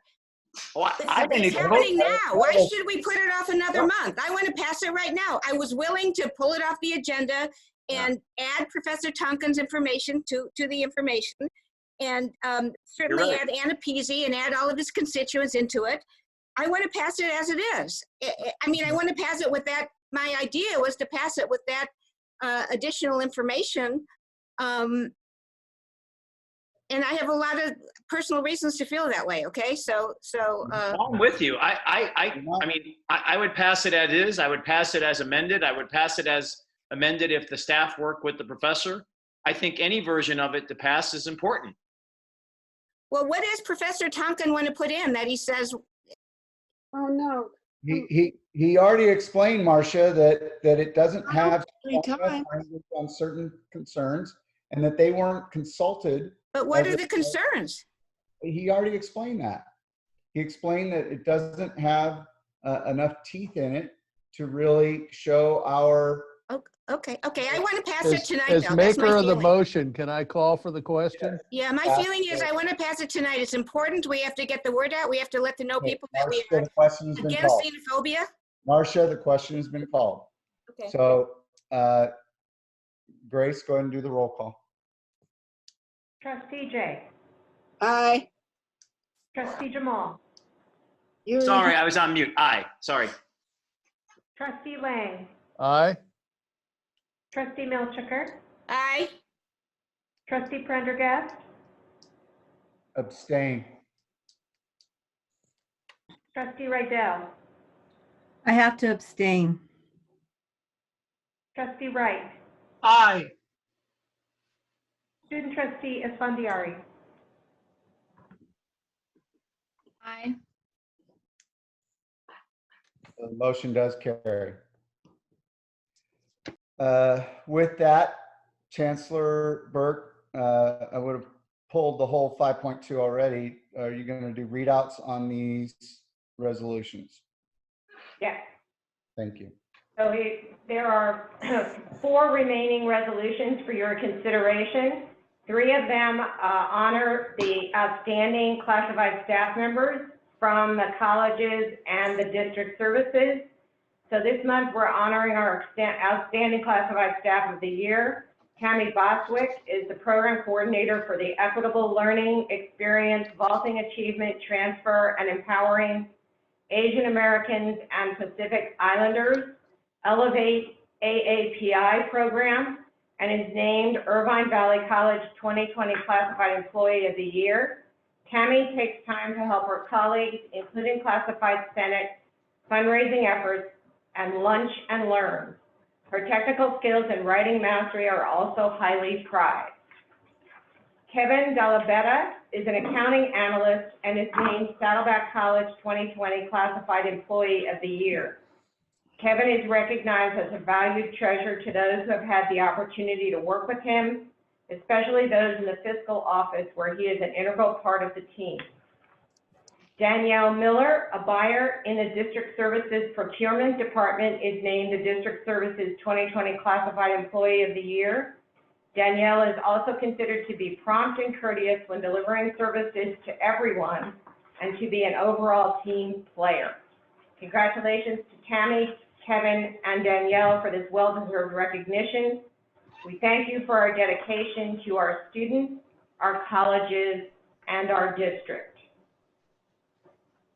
The final resolution affirms our unwavering commitment to student success and equity as we respond to and recover from the COVID-19 pandemic. Okay, so do we need to vote on the resolutions one at a time, or can we do the 1, 2, 3, and 5 as a group? As a group. Okay, so I'll entertain a motion and a second on the remaining resolutions. So moved. Second. Okay, I think that was Trustee Jay, and I think that was Trustee Rydell. Yes. Excuse me, President Prendergast. Yes. I thought all the other resolutions passed by virtue of passing the consent calendar, except for the one resolution we pulled. I pulled 5.2 in general because. Okay. Thank you. So I have a motion, second. Seeing no more requests to speak, go ahead and vote. Roll call vote on the remaining resolutions in 5.2. Trustee Jay. Aye. Trustee Jamal. Aye. Trustee Lang. Aye. Trustee Milchiker. Aye. Trustee Prendergast. Aye. Trustee Rydell. Aye. Trustee Wright. Aye. Student Trustee Esfandiari. Aye. All right, motion's carried. Next, we have to pull 5.5 from Trustee Jamal. Yes, I'd like the administration to provide a brief update on the distribution of CARES Act funds. What's on? The stimulus bailout money, CARES Act, the funding we received. Trustee Jamal, I can speak for Irvine Valley College if you're ready. I'm ready. All right, so far, We have provided grants to 2,689 students, and that is $1,344,500 of the CARES Act funds. In addition to that, the IVC Foundation has done an additional $106,683 with 185 grants to students in emergency need. And in addition to that, through SCAP funds, we gave grants to 179 students, totaling $89,500. So thank you for that. So how much, I was trying to take notes. I couldn't find a pen. How much in CARES Act funding remains for IVC? So we have approval, sorry, this will take a math equation. Our total approval funds is $4,485,000. So hang on, let me do the math here. So 4,485,810, and that is minus 1,344,500.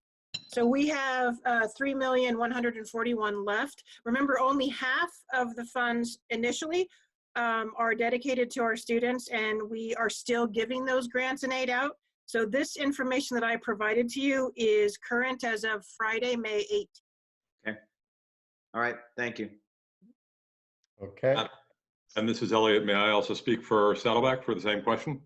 Of course. Sure. We have so far given out $460,000 to 920 students. As you know from the size of the grants, we don't have the same pool of eligible students that IVC does, but we estimate a total of 4,036 students are eligible, and we gave out again to only 920, which means we're going to reach out to the additional 3,000 students who may be eligible but who did not apply, and encourage them to apply, as this is an ongoing grant process. So with the 460,000, that means we have another 1.7 million remaining in the funds that are dedicated for emergency grants. And if you think about 4,000 students still eligible and another 1,000 to 2,000 coming in during summer and fall term, and that we have 1 year to give out the funds, we anticipate that all 2.1 of the 50% of our funds will go for emergency grants for students. In the meantime, we've surveyed all students as funds were distributed and the student body as a whole to learn where additional needs are. For instance, are they for technology, housing, etc. And the committee will be meeting in the coming days to decide what the next steps are to tailor more of the grant funds to the needs of the students as the surveys inform that need. Thank you. And I just asked that I think the administration should consider making this an agenda item as long as we're distributing the funds until the funds have been completed. Thank you. Okay. I have a motion for approval from Trustee Lang. Second. Second from Trustee Jay. Seeing no more requests to speak, go ahead and vote on the item, please. Trustee Jay. Aye. Trustee Jamal. Aye. Trustee Lang. Aye. Trustee Milchiker. Aye. Trustee Prendergast. Aye. Trustee Rydell. Aye. Trustee Wright. Aye. Student Trustee Esfandiari. Aye. All right. At this time, I'm going to entertain a motion for an extension of the meeting. And So moved. Second. when you make that extension recommendation, we're going to include a 5-minute break. So what time? I heard a motion. I didn't hear a time. Jim made the motion, I think. Yes, I did. You have to pick a time. 9:30. There it is. So I have a motion to extend the meeting to 9:30 and a second. I second it. It's already been seconded, and go ahead and call for a vote. Trustee Jay. Aye. Trustee Jamal. Aye. Trustee Lang. Aye. Trustee Milchiker. Aye. Trustee Prendergast. Aye. Trustee Rydell. Aye. Trustee Wright. Aye. Student Trustee Esfandiari. Aye. Okay, it is 8:47. We will resume at 8:52. So we are on 6.1, CEQA exemption for solar shade canopies project. I need a motion and a second, please. I so move for Motion from trustee Wright, 6.1. Second. second from trustee Jamal. Okay, so does staff need to explain anything on this, or are we ready to vote?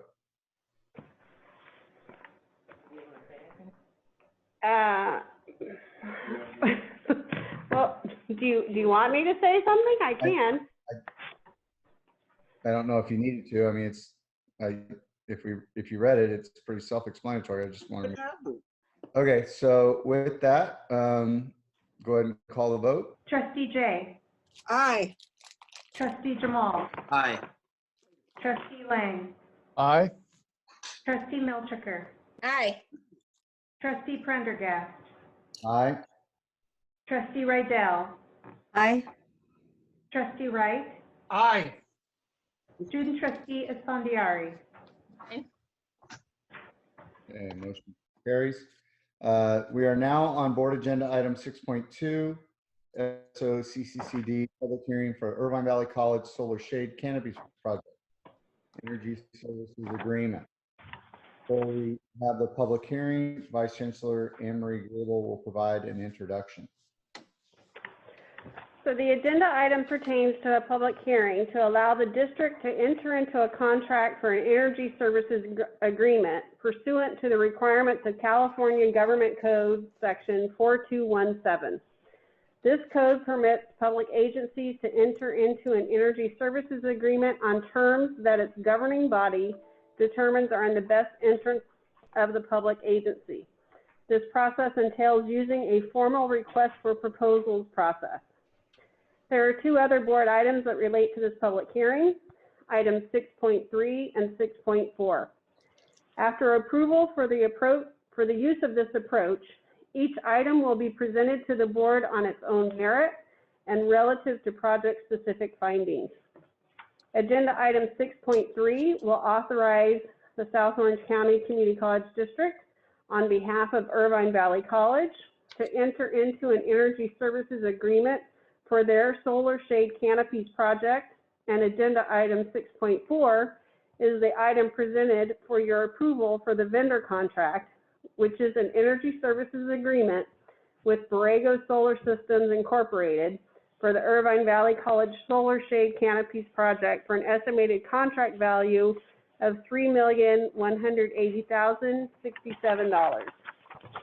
If you have any questions throughout this public hearing process this evening, both myself and Executive Director of Facilities Planning, Medhani Ephraim, are here to assist. Okay. Does the board have any questions of staff to assist with their understanding of this matter?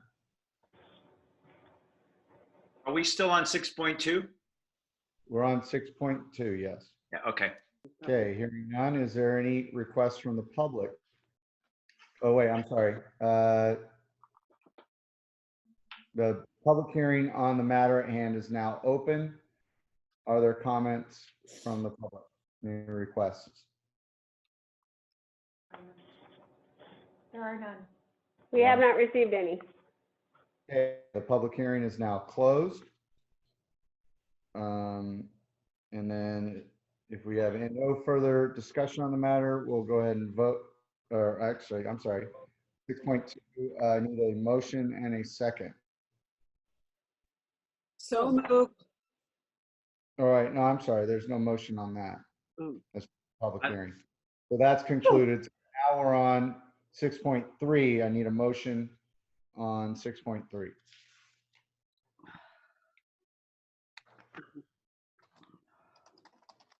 What? Need a motion on 6.3. Got one from Marcia, Second. and then second from trustee Wright, and a question from trustee Lang. Yes, my question is that in the status part of the proposal, it indicates a minimum first year energy cost savings of $185,833. But in looking through 6.3 and 6.4, I did not see what the anticipated future energy savings costs would be, and am interested in that. So it's the 185,000 in the first year, and then over the 25-year period, we're projecting it at $6,160,783 for the electricity savings costs alone. So it's projected at a 2 to 3% increase per year, depending on the cost of the electricity. okay, so I'm trying to, I guess, evaluate the cost outlay versus the present value of all of the energy savings that we're looking at to understand whether this is a good financial deal for the district, if you will. So Or how have we evaluated it in that Right. respect to come to the conclusion that we should approve this? So we've evaluated it on the cost of the outlay of the contract, which is the $3,180,000. And then looking at the electricity savings, the annual electricity savings, and then as well as taking into account the annual operation and maintenance costs of about $27,807 per year. Over a 25-year period, we have a net savings to the district of $2,130,058. It is taking 16 and a half years for the payback for our break-even point. And then after that is when we will generate, the additional savings. So the net savings is $2.1 million. And what is the useful life of the installation? What do we anticipate? How long do we anticipate this will last before it would have to be substantially redone? So it's guaranteed for the 25 years. So the operations and maintenance on it is guaranteed for 25 years. We estimate that it's probably 30-year useful life. Okay, so you are showing a net positive present value from moving forward with this project, and I'm assuming that there are a lot of other positives to wanting to do this from a energy efficient standpoint. Correct. Yes. Okay, thank you. Okay, Trustee Jamal. So, Anne Marie, you probably saw it, I exchanged an email with the Chancellor, and I was just wondering why we only got one bid.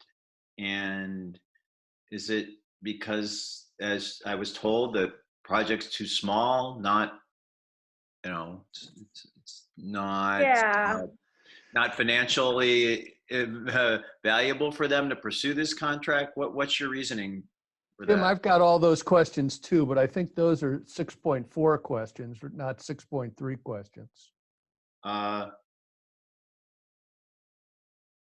Okay, I'm happy to defer it. I mean, I just, we're not voting on both together. I think we're voting on them separately. But doesn't 6.3 authorize us to enter in this agreement?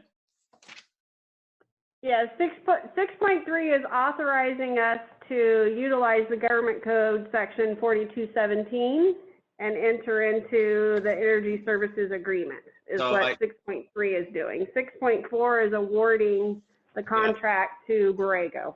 So I think I could fall under either category. So just, can you go, Anne Marie, go ahead. So the question of why did we only have one bidder is because the system is too small. There's really two, I would say, main firms out there that are doing solar projects for, K-14 education. And usually they want to see at least a 1.5 megawatt system before it's worth their while. This one is a 1.3 megawatt capacity. The other reason is the other firm that was out there that we thought we would get a bid on, there were some incentives that expired before they could have this project completed. And so with the expiration of that incentive, it wasn't cost beneficial for them to bid on this project. I think in the future, and you'll see with our facilities master plan, we're going to be grouping more of the solar projects together so that we do have a bigger capacity that we're installing at one point in time. And I think we'll get more bidders on that. But since this is a single small project in the eyes of the industry, we only got the one bidder. Yeah. Okay, Trustee Riddell, sorry, Trustee Riddell. It's okay. Tim asked the question, and that's it. Chat link. Okay, so I think Trustee Milcher's comment is referring to 6.4. All right, so 6.3, we have a motion and a second. No further, oh, okay. So we'll go ahead and call the vote on 6.3. Trustee Jay. Aye. Trustee Jamal. Aye. Trustee Lang. Aye. Trustee Milchiker. Aye. Trustee Prendergast. Aye. Rydell. Aye. Trustee Wright. Aye. Student Trustee Esfandiari. Aye. Okay, so now that the resolution is approved, we may move to the last item, which is 6.4, awarding the contract to Borrego. I have a Wait, let's go back here. motion and a second for Yes, 3 point. motion for 6.4. I so moved. Motion from Trustee Wright.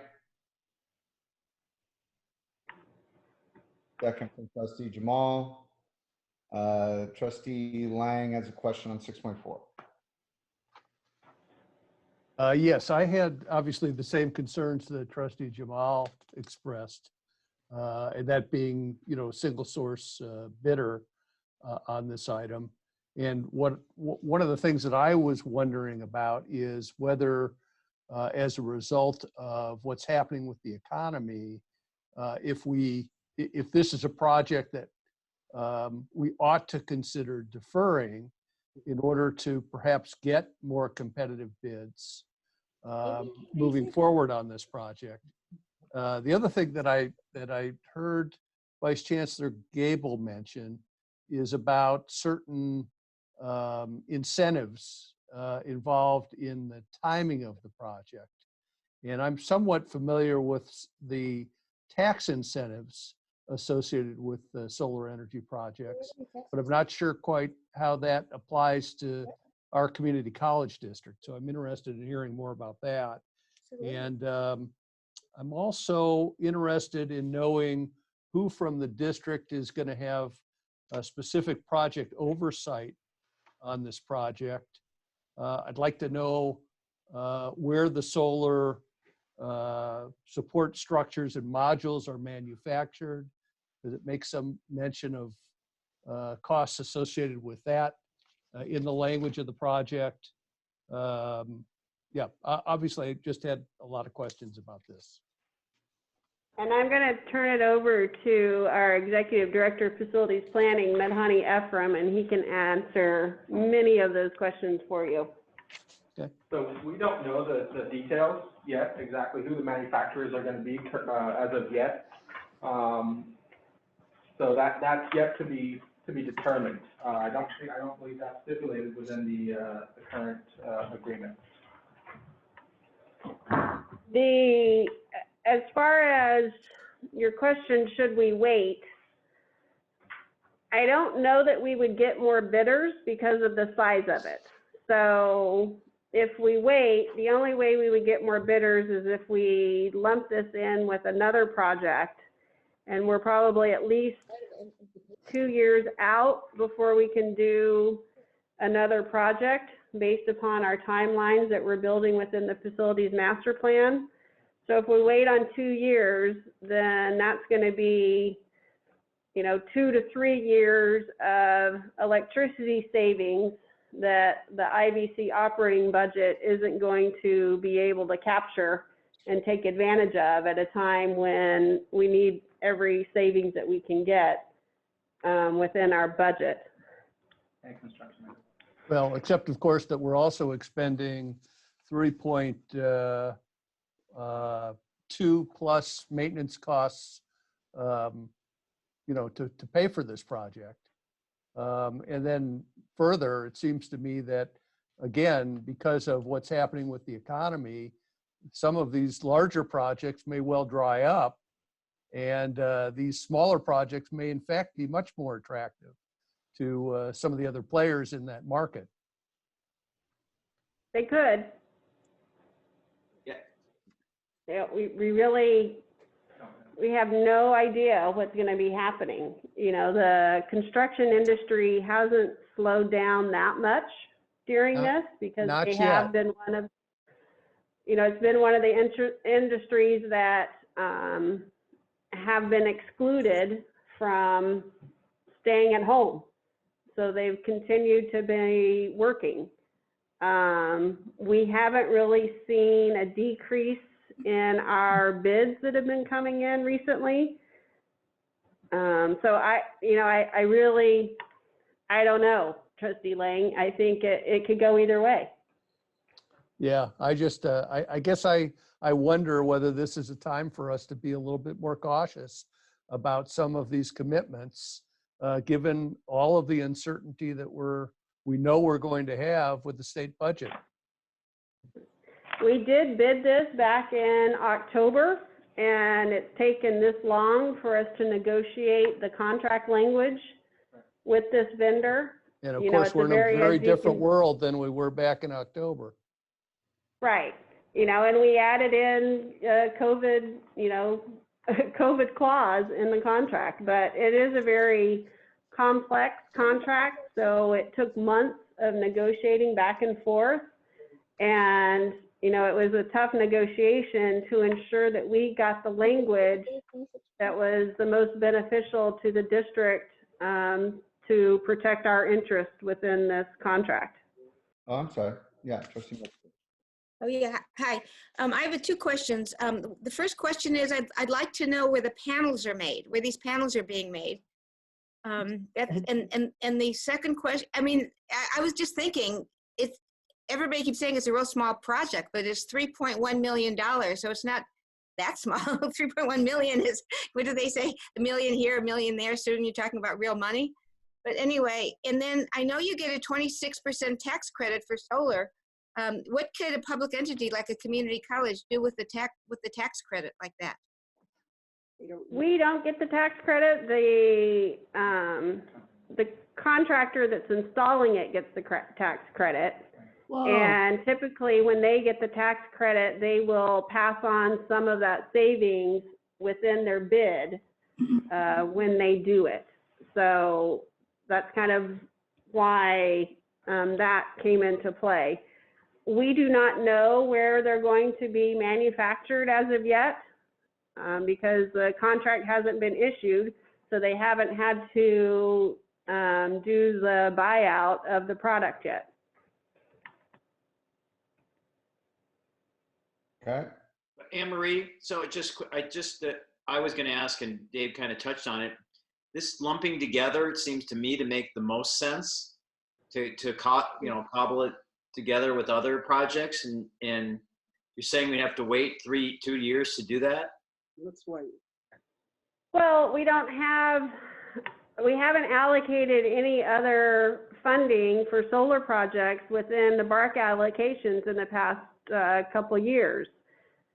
or in the last few years. So this is the only solar project that has BARC funding that has already been allocated.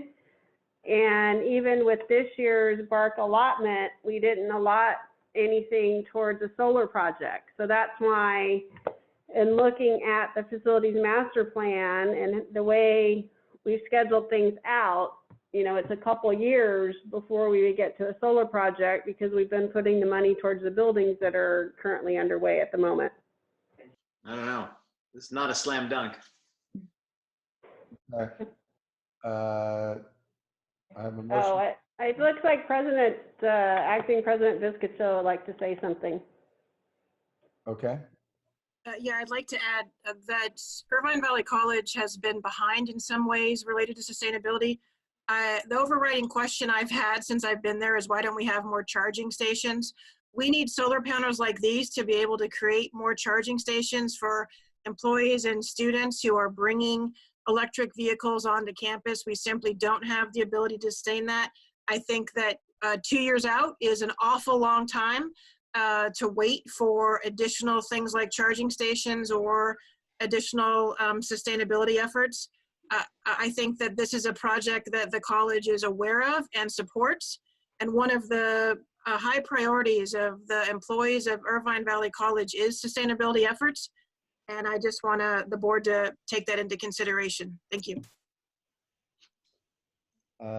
Trustee Jay, did you have a question? I did. I just thought maybe we should wait another month. We will know a little bit more about the budget and give us time to think about this. I just wanted to kind of wait. Not a year, but maybe a month or two. Okay. All right, so I guess go ahead and vote on the item. Trustee Gray. What? Abstain. Trustee Jamal. Aye. Trustee Lang. Nay. Trustee Milchiker. Abstain. Trustee Prendergast. Aye. Trustee Rydell. Aye. Trustee Wright. Aye. Student Trustee Esfandiari. Aye. Okay, the motion passes. Moving on to 6.5. Before we do that, it's probably prudent to ask for another extension of the meeting. I extended, well, wait, it's not 9:30 yet. Oh, it will be quickly at this rate. Okay, then I extended to 10 o'clock. Thank you. Do I have a second? Second. All right. I'll go ahead and call the vote. Trustee Jay. Aye. Trustee Jamal. Aye. Trustee Lang. Aye. Trustee Milchiker. Aye. Trustee Prendergast. Aye. Trustee Rydell. Aye. Trustee Wright. Aye. Student Trustee Esfandiari. Aye. Okay. So now moving on to 6.6. No, we did that one and we did 5 already. 6.7, consolidated elections for members of governing boards. We did 6.5? Yeah, we did that earlier with the budget. That's right. Yep. So moved. Second. Okay. Dave moved it.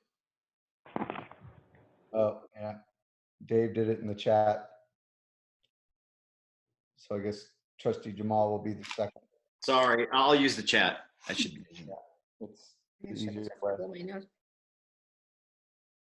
Who made the motion? Yes. Trustee Lang made the motion. Lang made the motion, Trustee Lang made the motion, yes. and who seconded? Trustee Jamal. No questions? Go ahead and call the vote. Trustee Jay. Aye. Trustee Jamal. Aye. Trustee Lang. Aye. Trustee Milchiker. Aye. Trustee Prendergast. Aye. Trustee Rydell. Aye. Trustee Wright. Aye. Student trustee Esfandiari. Aye. Okay, 6.8, academic calendar. I have a motion from trustee Lang, I second. Jay. from trustee Jay, or Milchiker, since she did it in the chat.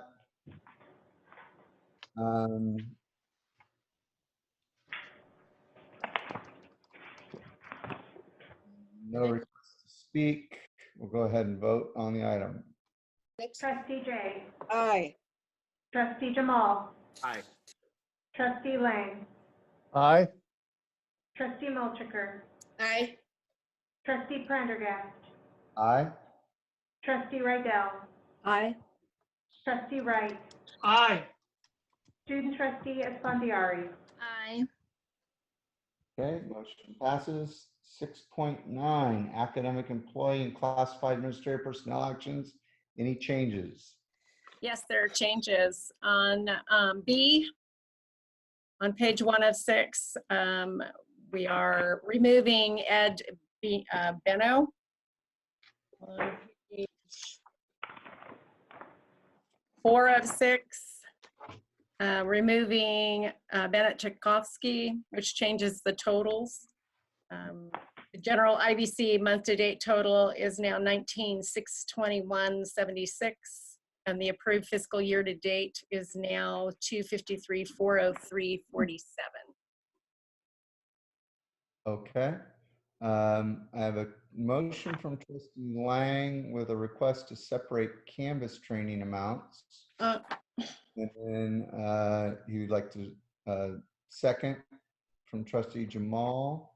Well, And then a request from Dave to speak. I don't know. I mean, I didn't second it. I was moving it. I guess I didn't see his separation. That wasn't the motion. That was just a request. Okay, so the motion is in from trustee Jamal. Don't have a second yet. I second it. All right. Now I have a request from trustee Lang to speak. Yes, I don't know. Despite last month's personal attack on my character by the faculty member, I will continue to oppose those amounts indicated as additional compensation, which I view as additional remuneration for personal responsibilities that should be part of the faculty member's existing salaries. Though I have consistently recognized my appreciation for the faculty, for the good work they do with our students in and out of the classroom, I frankly find it egregious, particularly at this time, with so many people out of work and only dreaming of finding steady employment, that we continue to reward faculty with extra duty pay simply for training classes necessary to carry out their assigned duties. Moreover, I'm disappointed with my fellow trustees on this board for continuing to support such entitlement. Accordingly, I ask that all the Canvas training amounts be separated from 6.9 item B so that I can oppose those items. Thank you. Okay, trustee Jamal, as the maker of the original motion, do you accept that as a friendly amendment? Yeah, that's fine.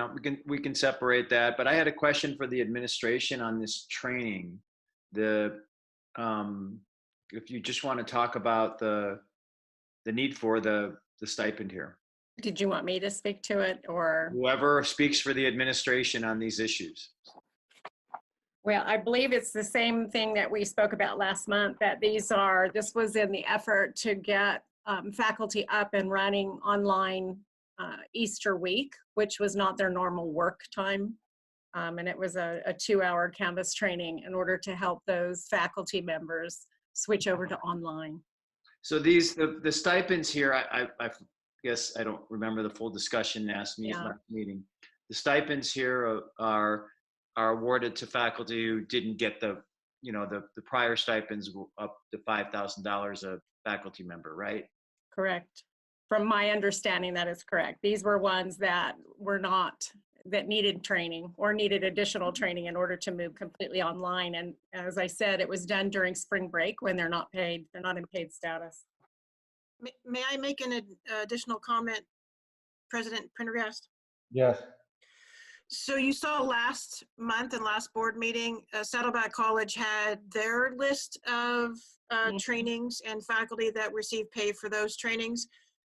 You noted last month they had to make a few corrections on it. We delayed our list so that we could make sure there were no corrections on it. We tried our best to make sure that it was accurate, and that's why it was delayed a month. So this is same, if not identical, to the trainings you approved in May for Saddleback College. This is IVC's faculty that went through the IVC training. Okay, so we have a separated motion.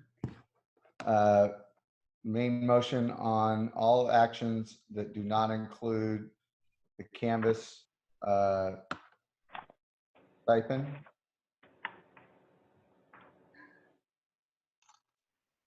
We'll go ahead and call the question.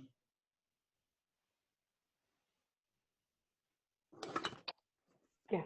Trustee Jay. Aye. Trustee Jamal. Aye. Trustee Lang. Aye. Trustee Milchiker. Aye, sorry. Trustee Prendergast. Aye. Trustee Rydell. Aye. Trustee Wright. Aye. Student trustee Esfandiari. Okay, so now we have the second part of the item. I'll need a motion and a second on that one. So move, or should I do the check? Motion from Trustee Milchker, second from Jay. Trustee Jay. Trustee Jay. I don't know. I feel like I have to say something to this as someone who's in the business. I don't know, maybe Trustee Rydell or Trustee Wright can say something as well. I don't think I personally don't think I'm doing something wrong by compensating people to work over spring break when they would normally have had a break. I personally think it may have been a misnomer to call this a Canvas training when it was really probably more in service to try and get them up to speed. It wasn't just for Canvas, it was for other duties that they may not have been prepared to do, having never taught an online class. So I plan to vote yes on this. No more requests to speak. We'll go ahead and vote on the item. Trustee Jay. Aye. Trustee Jamal. Aye. Trustee Lang. No. Trustee Milchiker. Aye. Trustee Prendergast. Aye. Trustee Rydell. Aye. Trustee Wright. Aye. Student trustee Esfandiari. Aye. All right. Motion carries. Moving on to 6.10, faculty conversion to Canvas 1. So moved. Second. Motion and a second. Go ahead and call the vote. Trustee Jay. Aye. Trustee Jamal. Aye. Trustee Lang. No. Trustee Milchiker. Aye. Trustee Prendergast. Aye. Trustee Rydell. Aye. Trustee Wright. Aye. Student trustee Esfandiari. Aye. Okay. 6.11, classified personnel actions. There are no changes. No changes. Entertain a motion. So moved. Jamal in the chat. I need a second. I second it. Okay. See no request to speak. I'm sorry? All right. Then call the vote. Trustee Jay. Aye. Trustee Jamal. Aye. Trustee Lang. Aye. Trustee Milchiker. Aye. Trustee Prendergast. Aye. Trustee Rydell. Aye. Trustee Wright. Aye. Student trustee Esfandiari. Aye. Okay. 6.12, non-bargaining unit personnel actions. Also no changes. Okay. I so move. Got a motion from trustee Wright and a second from trustee Jay. Guess we're not using the chat anymore. Go ahead and vote on the item. Trustee Jay. Aye. Trustee Jamal. Aye. Trustee Lang. Aye. Trustee Milchiker. Aye. Trustee Prendergast. Aye. Trustee Rydell. Aye. Trustee Wright. Aye. Student trustee Esfandiari. Aye. Thank you. I'm just realizing on my, I've been pulling the agenda on my iPad, but for the public, the screen has been stuck Yeah, in the consent exactly. for a while. Yeah. Thanks. Sorry about that. 6.13, Equal Employment Opportunity Plan. Move approval. Motion from trustee Lang, Second. second from trustee Wright. No requests to speak. Go ahead and vote on the item. Trustee Jay. Aye. Trustee Jamal. Aye. Trustee Lang. Aye. Trustee Milchiker. Aye. Trustee Prendergast. Aye. Trustee Rydell. Aye. Trustee Wright. Aye. Student trustee Esfandiari. Aye. All right. 6.14, destruction of class 3 disposable records. A motion from trustee Lang in the chat. I second it. And then I think that's a second from trustee Rydell. I will then, no request to speak. Go ahead and vote on the item. Trustee Jay. Aye. Trustee Jamal. Aye. Trustee Lang. Aye. Trustee Milchiker. Aye. Trustee Prendergast. Aye. Trustee Rydell. Aye. Trustee Wright. Aye. Student trustee Esfandiari. Aye. Okay. 6.15, sabbatical leave revision. Motion from trustee Lang in the chat. Second. Second from, who was Jay. that? Trustee Jay. Jay. Okay. Seeing no request to speak, we'll go ahead and vote on the item. Trustee Jay. Aye. Trustee Jamal. Aye. Trustee Lang. Aye. Trustee Milchiker. Aye. Trustee Prendergast.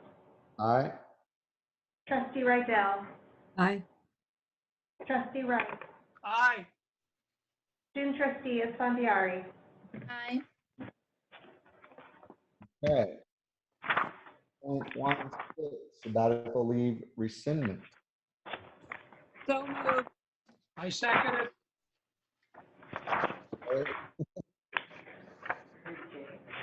Yeah. Trustee Rydell, second from trustee Wright.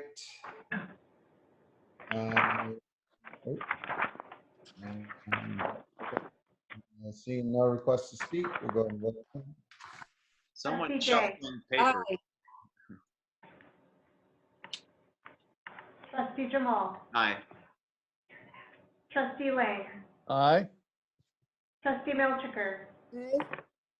Trustee Prendergast. Aye. Trustee Rydell. Aye. Trustee Wright. Aye. Student trustee Esfandiari. Aye. Okay, now we're moving on to reports. 7.1, there are none. 7.2, facility plan status report.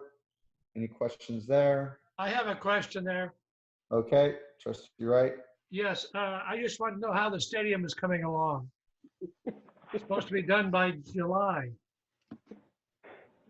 Yes, that's what we're still targeting. Okay.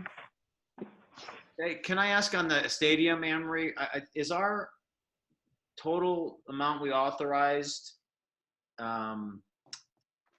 what is the total amount we authorized for the stadium? So far we have authorized 60, wait, let me make sure that's the right one. Yes, it is.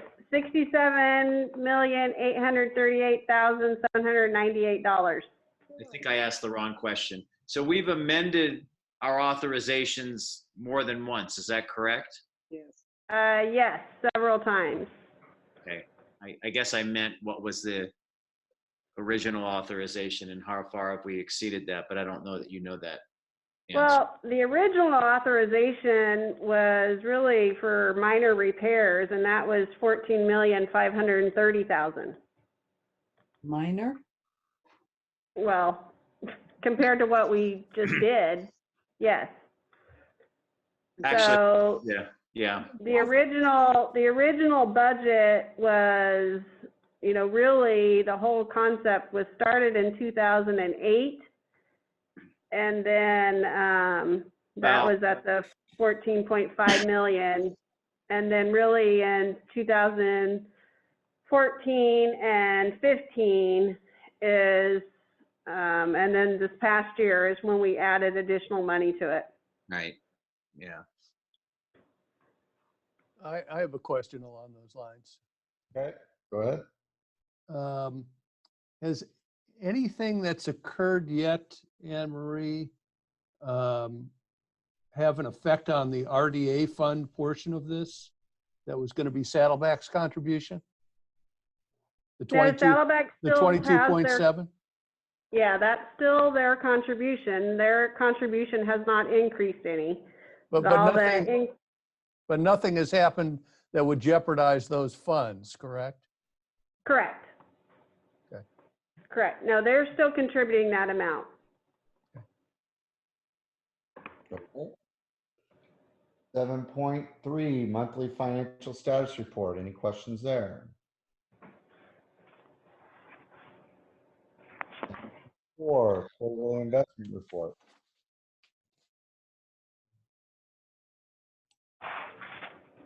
0.5, our OPEB trust fund. I'm happy to say that the OPEB trust fund as of today is at 120 million versus the 113.8 million that it was at on March 31st. Market has rebounded. It's slowly rebounding. I think we're still down about 8% from where we were at December 31st, but yeah, it's a wild ride right now. Okay. 7.6, pension stabilization trust fund. So can you speak a little bit to, you know, if the budget goes through and you said that they were putting in some things to change our obligation on PERS and STIRS, does this then, obviously, it's a stupid question, but it makes us a lot healthier on this then, doesn't it? So it will help extend the amount of money. You know, this is one of the changes that we just recently made in the board policy to allow us to contribute to the pension stabilization fund annually rather than this one time. So, you know, I think we don't see the rates coming down anytime soon, but when we did the initial creation of this trust fund, we thought that the funds were going to run out in 22-23. And so, but now we're going to start contributing more funds to it so that it'll just be an ongoing allocation that we will be able to provide to the colleges through the DRAC model to help offset the increased costs. Okay. All right. So last thing we have, Chancellor report, acting president reports. Those are written. But we do, Trustee Prendergast, we do have Scott Ferguson Green's written report. We couldn't get him on the line, so he emailed us his report that Dr. Burke would like to read in for the record. That would be great. So on behalf of Scott Ferguson Green, president of the CSEA, and I will try to put the appropriate emphasis on what he's written here. I wish to apologize for the challenge of giving my report tonight, but I'm very grateful that Acting Chancellor Kim Wittes, Vice Chancellor Anne-Marie Gable, Grace Garcia, and Jeff Doors were all willing to help so that my voice could be heard. I wanted to welcome student trustee Rose Esfandiari to the board. I can already tell that she will represent the students well. I wanted to thank Faculty Association President Kurt Meyer for always being informative and always willing to work with CSEA as a sister union. I wanted to express to the entire Board of Trustees that the overall CSEA and the classified really appreciate that the district has kept the classified staff on the paid status. We are all appreciative of the fact that many Americans have lost their jobs and are unemployed. It's tragic. We have not seen unemployment like this since 1933. Herbert Hoover was president. That's how long it's been since this country has this type of numbers. As Vice Chancellor Gable mentioned in her previous report, hard choices will have to be made. CSEA will withstand and deal with some choices that need to be made. To be approaching nearly 20% of the 328 million Americans is unfortunately an appalling high proportion. I've watched some of my friends lose their small businesses as casualties of this horrible and horrendous pandemic, many of them spending most of their adult lives in buildings. So I wish to thank you, members of the Board of Trustees, Chancellor Burke, the district administrators who helped coordinate for the classified staff to be continued on paid status. We are very grateful. As a leader of the classified staff, I know that when we request to be heard, the district will consider for us to be heard. We hope to continue for a good, cordial relationship with the district. Sincerely, Scott Ferguson Green. All right. And then Acting Vice President Viscachill has her hand up as well. Okay. Two quick comments. I wanted an opportunity to congratulate Trustee Esfandiari. Your IVC family is so very proud of you, and we look forward to your leadership. So thank you, and congratulations on your election. And then I wanted the board to know that my understanding is that today the Board of Governors approved the change to Title V related to auxiliaries. So I wanted to give a shout out to Lisa Kennedy Greenberg, the IVC Foundation president, who personally spent a lot of time to try to get that change made in Title V. So I just wanted to let the board know my understanding is it was voted in today. Thank you. Ditto to that. Outstanding job by Lisa. I mean, she literally did this on her own. And I'll tell you, the foundations are certainly going to benefit, but she deserves a lot of the credit. Thank you for recognizing her. All right. Well, I think that's all we have. Some thank yous and congratulations to Scott. And adjourned.